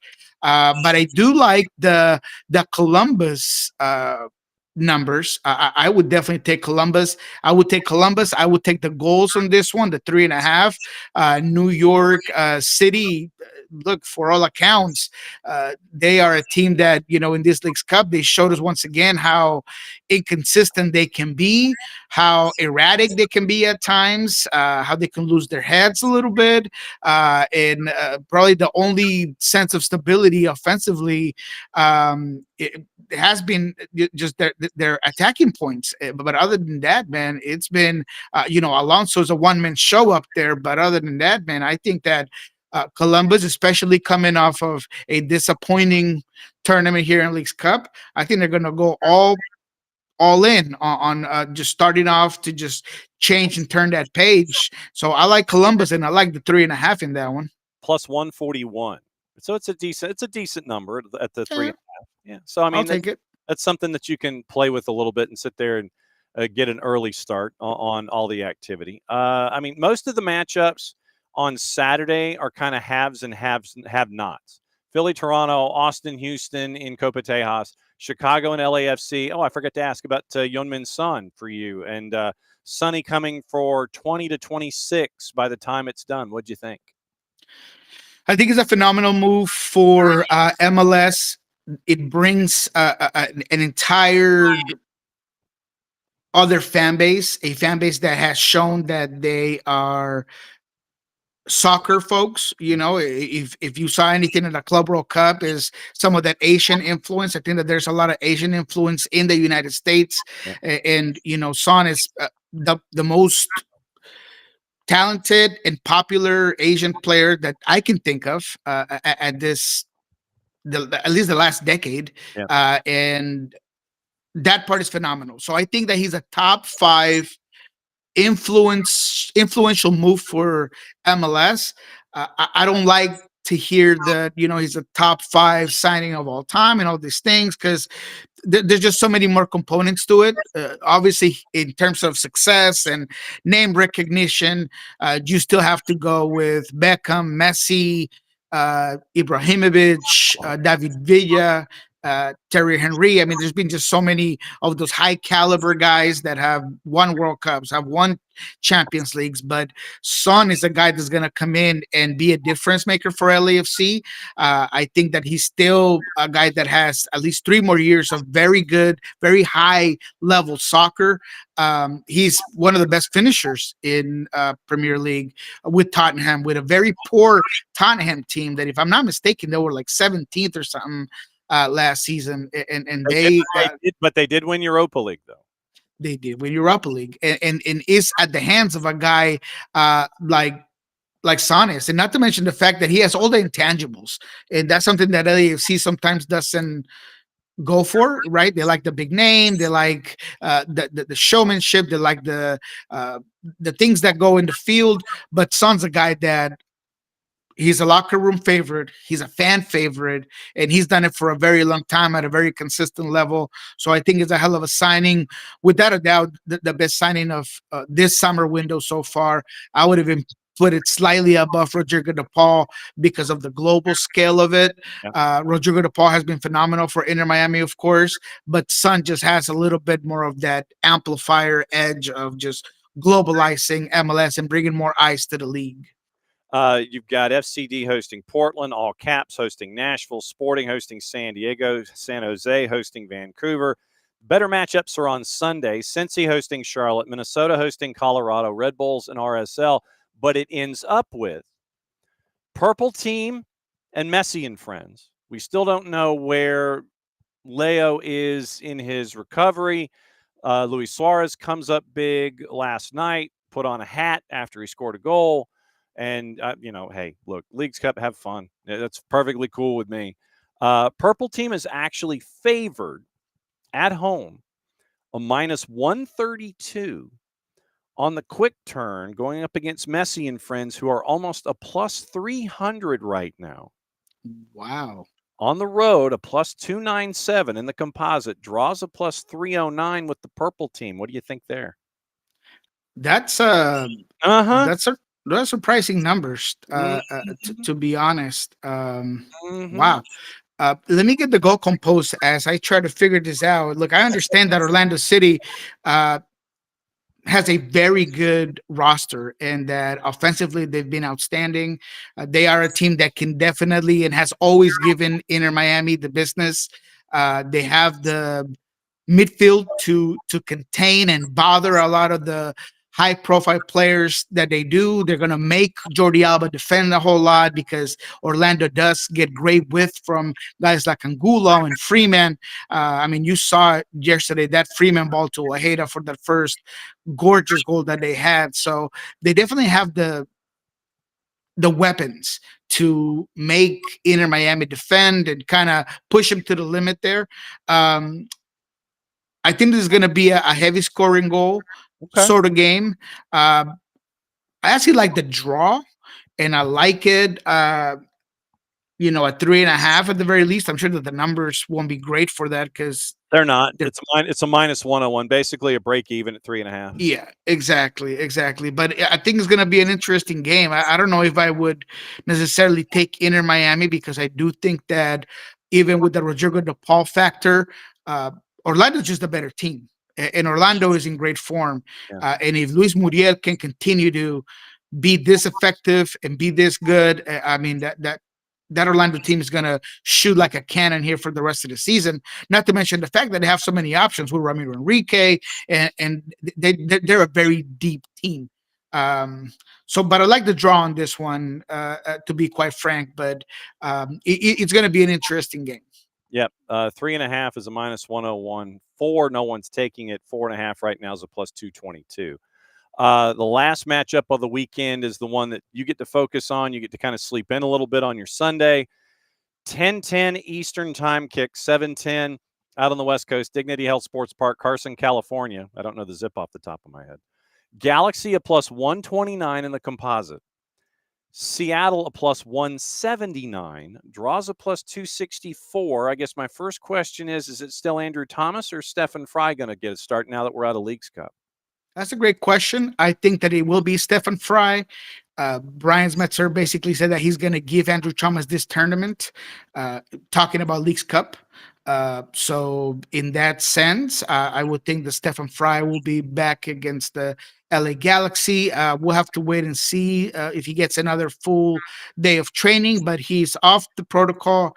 He's been training. He was on the bench, of course, and available yesterday against Cholos de Tijuana. So if I was a betting man, which I am, I think that it will be Stefan Fry on net in that one. I actually think that Seattle's going to go with their best starting 11, and they're going to go to LA. They're going to make a statement that what you've seen both from this team in leagues play after the Club World Cup and during Leagues Cup, that they're the team to watch in the Western Conference. So to me, I'm taking Seattle. I'm taking Seattle on the road. I think that they're going to have a multiple goal winning game. Pedro de la Vega was a guy that as soon as I saw that he wasn't going to start against Cruz Azul, I knew he was going to be a starter against the LA Galaxy. So to me, despite LA Galaxy probably tonight trying to figure out if they can get enough goals to advance in Leagues Cup, because there is a possibility there. I think that's their best way to have something to rescue this 2025 season. So they're going to be focused on that. And against the Sounders, I just feel like they're going to have some tired legs. They're going to have some mix of emotions back into the league play, and therefore I think Seattle will win that game. Not to mention the fact that I think Seattle, and we'll see what happens on Friday. But they're staying pretty healthy now that Stefan Fry is back. You're still waiting on Jordan Morris, of course, but Stu Hawkins is getting a lot of closer. You're getting a lot of guys back. JP, he should be available for all senses, not just yet against LA Galaxy, but soon enough next week. So I think Seattle, man, they're starting to trend they've been turning in the right direction. But in terms of physical and getting away from the injuries, we'll see that. Clearly, there were two big ones yesterday that we're still going to have to figure out. And that's what I mean by we'll see what happens Friday, because Albert Rusnak went down with a hamstring injury that seemed pretty serious. I mean, you just don't usually see him that discomfort as he comes off. And then Ryan Kent, clearly Albert Rusnak is the bigger injury out of the two. I think Ferreira did a good job at playing that 10 position yesterday. He's played it before. He's a guy that's a cerebral guy that's a very good passer. So I think that he could hold the fort while Albert Rusnak comes back. But those are kind of the two that we'll be looking at going into Friday. Absolutely true. And so cut the promo for me. What's going on? What do folks need to expect? Where can they watch you? Letting folks know what's going on the TVs and all the things. Where can they go? Yep, of course. We're going to have, as always, what we learned this week with Jeremiah Shan. We'll break down Wednesday's game, yesterday's game, as well as we'll give you the latest on both of those injuries that I just talked about. We'll try to figure out what the lineup's going to be against the LA Galaxy. And then on Monday, we'll do Loving Scorchers Kickoff with Ari Lindenwall. I was also on their live feed last night right after the game where we talked about a couple of these things, so go ahead and check that out too in Love and Scorchers, and of course all the stuff in Pulso Sports. If you want to hear from Sebastian El Loco Abreu about the defeat, about Leagues Cup, about the fact that he played in Rosario Central with Yemer Gomez Andrade back in 2013. Everybody knows that El Loco is a guy that played for 31 or 32 teams in his playing career, a very long career. So that all those things you'll find at Pulso Sports. And you will find out the best of the information and the intel up at the Providence and Swedish Hair Emporium and Delicatessen, as you always do. I love you, my friend, very much. Be safe. Get some rest. Enjoy a cup of coffee number 3 up there. And as you balance life in Seattle and the Palouse, and we'll catch up with you next week. It's great to catch up. You're the man, John. And I'm really hoping that last little game, the first Leagues Cup win for Atlanta United, pushes this team in the right direction. Yeah, well, you and everybody else down here in the Southeast, my friend. We'll catch up soon.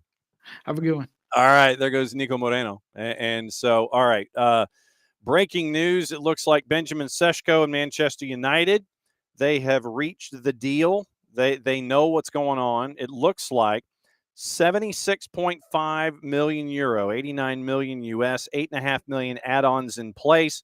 Sesko has been given permission to travel for medical ahead of the proposed move. So 89 million US.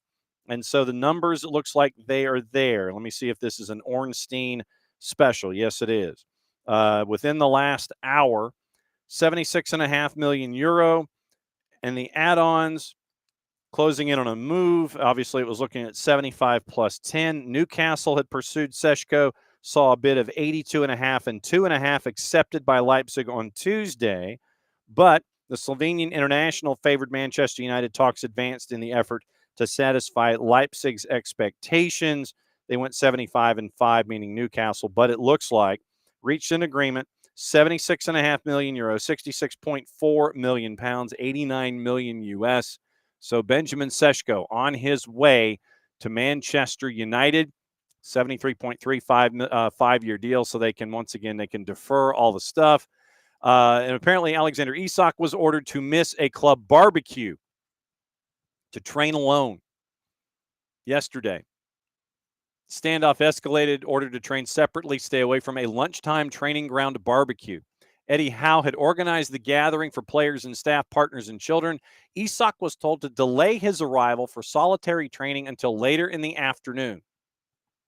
First team had been put through their paces by Eddie Howe, reconvened for the first time since stepping off their flight about 8 a.m. local time Monday morning. Isak did not go on the preseason trip, you'll remember, to Singapore and South Korea as they were trying to force the transfer to Liverpool. Although the club claimed that a minor thigh strain prevented him from boarding the private charter plane to Southeast Asia, scans indicated no evidence of an injury. Once again, courtesy of our friends at The Guardian, Luis Taylor, front and center on that. Let's see if there's any other stuff to get into before we get out of here. And we'll start with our buddy Ben Jacobs, but obviously the Sesko stuff, that's the biggest news on the table. It looks like Chelsea opening talks with Manchester United on Garnacho. Initial talks are there, and it appears that the winger is keen on the move. So it appears also seeking in excess of 40 million. Chelsea feel the price will drop should Benjamin Sesko's move be completed. And that was earlier this morning. So yes, it probably may. Let's see. There's a lot of Seshko stuff out there this morning. Cole Palmer and Scott McTominay among the Ballon d'Or nominees. Bellingham, Dembele, Donnarumma, Doué, Dumfries, Guirassy, Gyökeres, Haaland, Hakimi, Kane, Kvaratskhelia, Lewandowski, Alexis, Lautaro Martinez, Mbappe, McTominay, Nuno Mendes, João Neves, Michael Olise, Cole Palmer, Pedri, Rafinha, Declan Rice, Fabian Ruiz, Mo Salah, Virgil van Dijk, Vinicius Jr., Vitinha, Florian Wirtz, and Lamine Yamal. That's your alphabetical. That's your alphabetical listing of the folks that are up for the Ballon d'Or.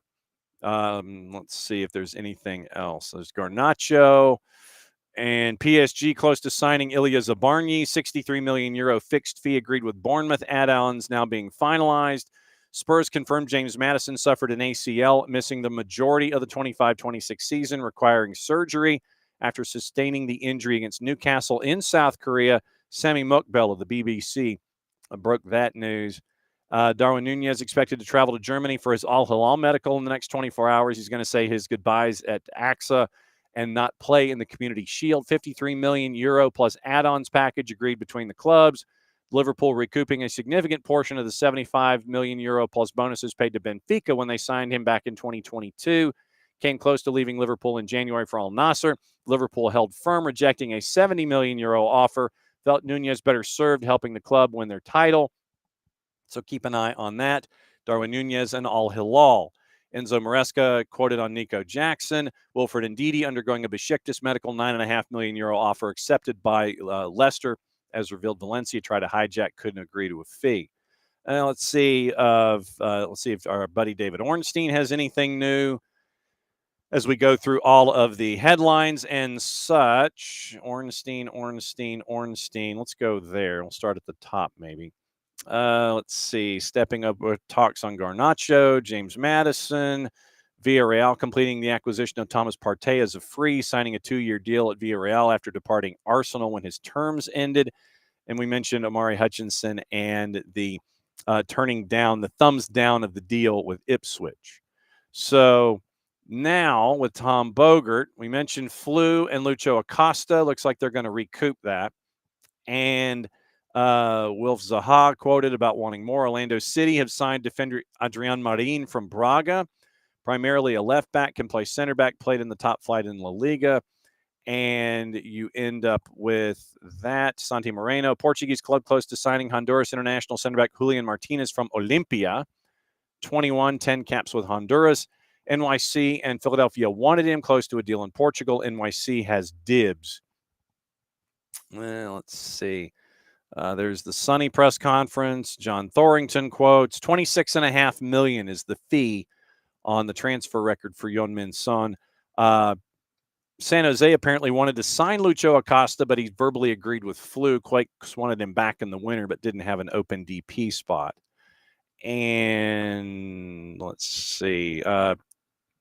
FC Cincinnati, by the way, gets 300,000 in Garber bucks plus 100,000 in Garber bucks add-ons for the dibs rights for Thomas Mueller. So up to 400 total attached there. RSL signing Victor Olatunji from Sparta Prague for a fee of around 2.5 million. Attacking overhaul, bringing in Ruan Cruz and Olatunji to join Diego Luna, Gonçalves, Gozo, Marchuk, Johnny Russell, and Willie Agata. And so Cruz got his visa and was able to start up against Querétaro from Botafogo. So I'd love to know where the 5 million is on the purchase option for that. So I'd like to know where that money's going. We're going to try and catch up with our friends at MCO Insights and find out if we can get a Texter 101 and find out the latest about how he is allowed to function as an individual and an entity. Let's see. I'm trying to see if there's anything else that was missed in the in-depth and all of that. Nothing left at the Guardian. So like I said, and this is where I'm going to tour the papers. So spot me a second and we'll see if there's any headlines that are out there when it comes to all of the papers. Madison, Isak, Seshko. Chelsea fear a serious Levi Caldwell injury after a blow in training, so we'll keep an eye on that. Sheffield Wednesday's fixtures to go ahead amidst all of the turmoil. Martin Ziegler from the Times, and you never really won his byline.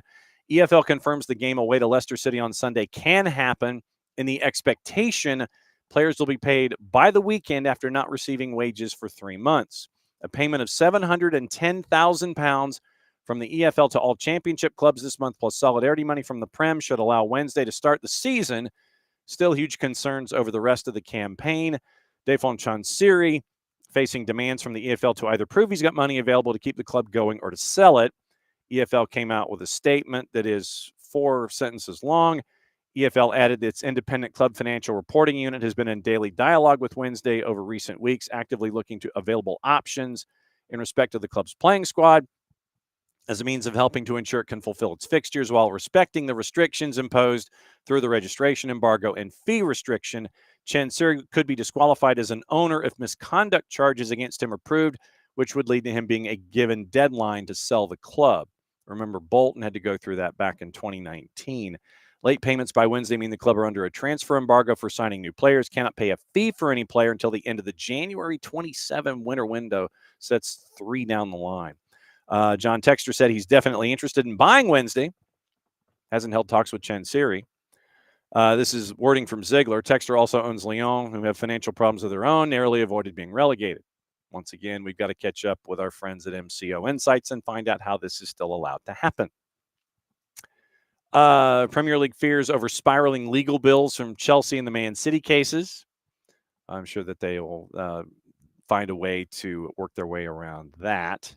And so I see that at the moment. I'm kind of like, yeah, that might be something that might not. Yesterday, by the way, really cool moment involving Morecambe and the sale of their gear for a season that does not quite exist yet.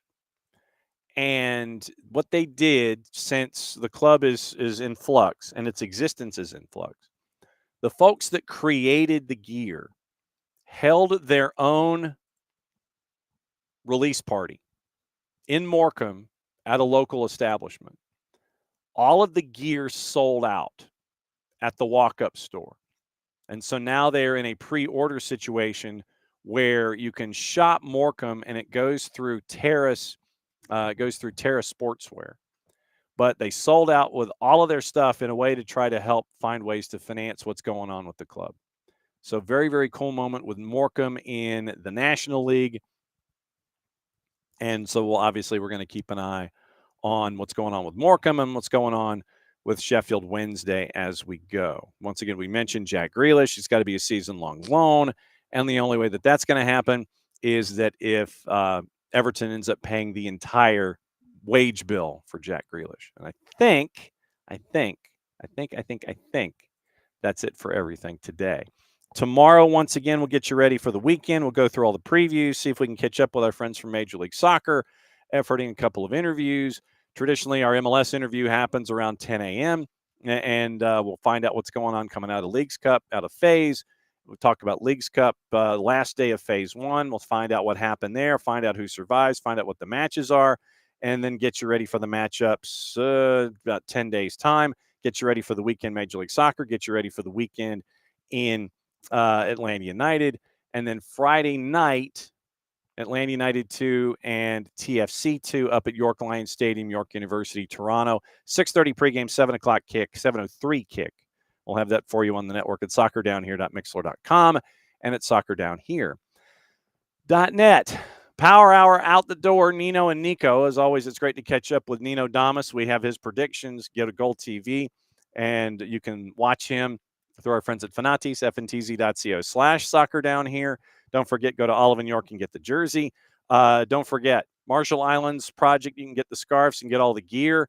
I got to reorder, which is always a good thing because I just got an order of like 24 folks that don't want scarves. I don't have that many, so we got to figure out how to get it to them and expedite it.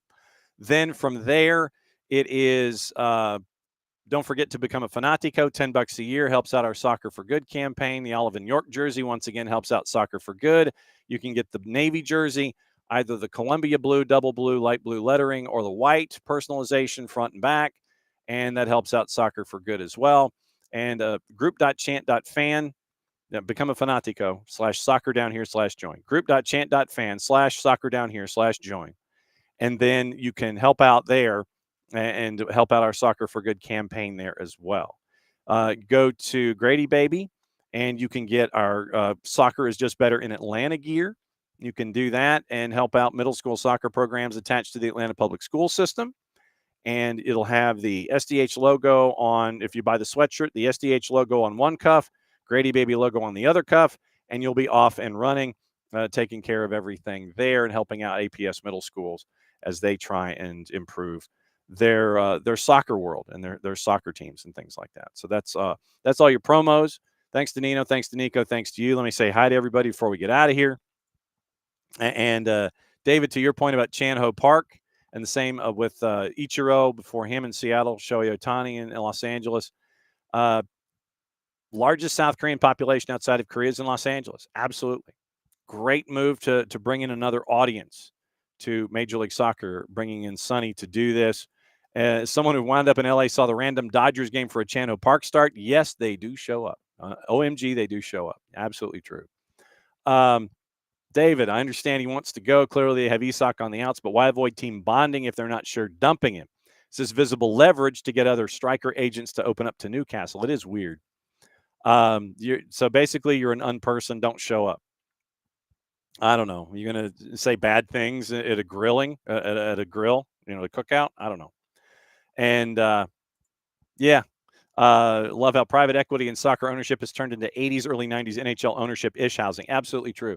We were having this discussion yesterday about who was John Spanos? Was that the guy? John Spano? Was that the guy with the Islanders? Owners,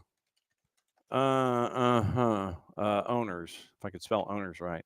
Literally, this is what we were discussing.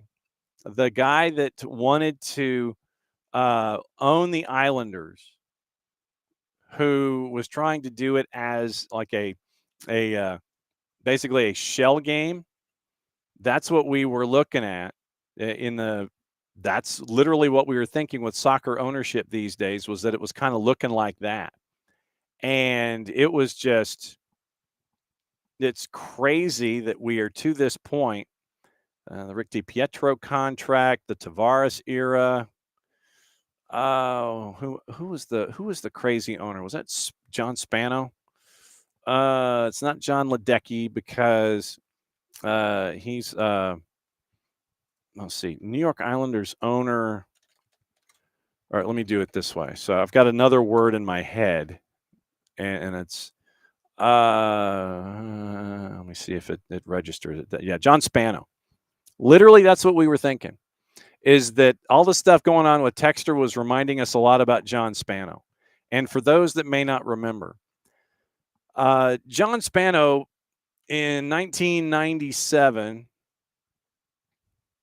he basically wanted, in October of 96, he agreed to buy the Islanders from John Pickett for $165 million. $80 million for Pickett's 90% stake in the team, $85 million for the cable TV contract with Sports Channel New York, which got the Islanders $13 million a year. Later agreed to buy the remaining 10% of the team held by the management group running the Islanders day-to-day. Billed himself as the owner of a leasing operation he built from one company with 4 employees to a group of 10 with 6,000 employees worldwide in just 6 years, claimed to be worth $230 million, most of which he attributed to having been inherited from his wealthy grandfather Angelo, claimed to own his $3 million University Park house free and clear. Spano committed to keeping the team on Long Island. He and Pickett agreed to a 5-year installment package for the cable rights, and the league other owners approved the sale in February of 97. First $16.5 million payment on the cable rights was due April 7. However, the money wasn't there that day. Spano promised Pickett the money would be wired out, showing him a letter from Lloyd's of London as proof. Pickett, satisfied, closed the deal. Spano had already pumped $2.5 million into the payroll, forcing Mike Milbury to cede head coaching duties to Rick Bowness.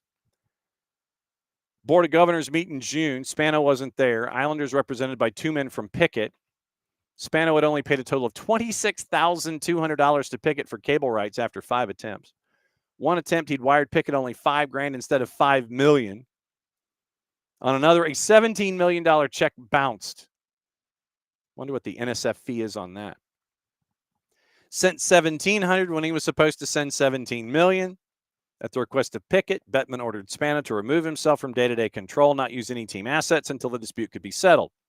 In July of that year, 97, Newsday, acting on tips from anonymous Islanders execs that their new boss was worth significantly less than advertised, began investigating Spano's background. July 9, exposing Spano as a fraud,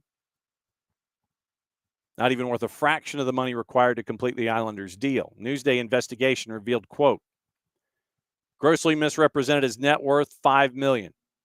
Bison Group, 22 employees and assets of 3. Lied about items on his resume, for instance, and this is from our friends at the Wikipedias. Claimed to have graduated from an exclusive prep school in Ohio, but actually graduated from a small Catholic school in Ashtabula. Inherited wealth did not exist. Neither of his grandfathers had an estate valued at more than $246,000. Mediation brokered by Bettman. Spano relinquished control of the Islanders back to Pickett. In return, Pickett agreed not to sue Spano for breach. Spano later told SI that a significant capital call and a payment on a note blew apart his plans to pay Pickett. Claimed that once Pickett asked Bettman to intervene and the story broke, impossible for him to resolve the dispute. Also emerged Spano owed $85,000 in back property taxes on his home. Other NHL owners reportedly wary of Spano well before his purchase of the team.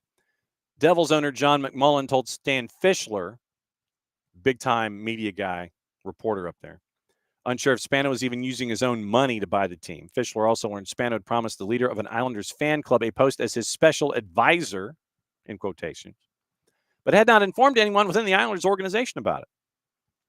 Spano offered the team presidency to Denny Potvin. Negotiations collapsed after Spano apparently told Potvin he was running out of money.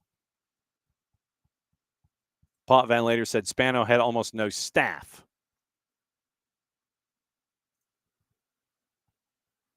Which is never good.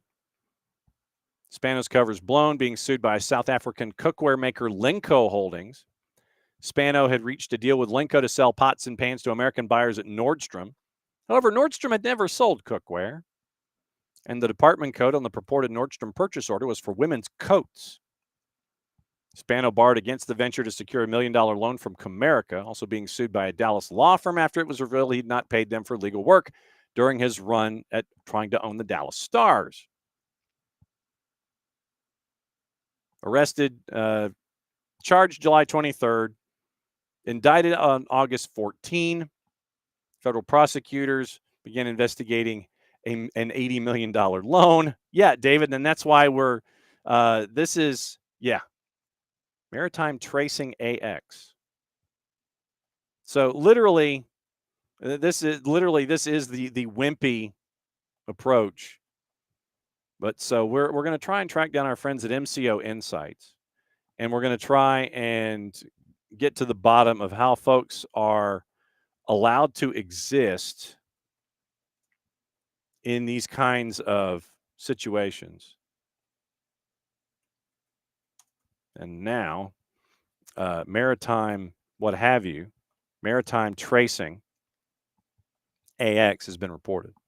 So, yeah, I mean, right now there's a lot of John Spano in what we're seeing with John Texter, but we're going to check in with our friends at MCO Insights and find out what we know. But there are great stories like Morecambe for hopefully there are just as many great stories like Morecambe as there are stories that drive you crazy like Sheffield Wednesday and Eagle football. So that's it for today. Back at it again tomorrow. And once again, tomorrow, get you ready for the weekend, get you ready through Major League Soccer, find out about the voices of the game and all that kind of stuff. So it's very, very busy day, very, very busy week. So let me say hi to everybody before we get out of here. Hi, David. Hi, Fourcard. Hi, Kefsey. Hi, Derek. Hi, Pars. Hi, Abby. Hi, Katie Weaver. Hi, Dell. Hi, Wiley. Let's see. And Dell and David and Abby, and there we go. That's everybody that chimed in on the chat. As always, great to catch up with all of you folks as we go through the day in soccer. Seshko, final. He's heading to Manchester United. A lot of money. Isak, not allowed to go to barbecues. And we'll find out what's going on. Great education from our friends Niko and Nino around the planet to get you ready for the weekend and what else is going on around the world when it comes to soccer. Since it is the end of the show, back in a little less than 22, means I get to do this. We do it again tomorrow. Get you ready for the weekend. Play safe, everybody. Enjoy your Thursday here on SDH AM. Bye.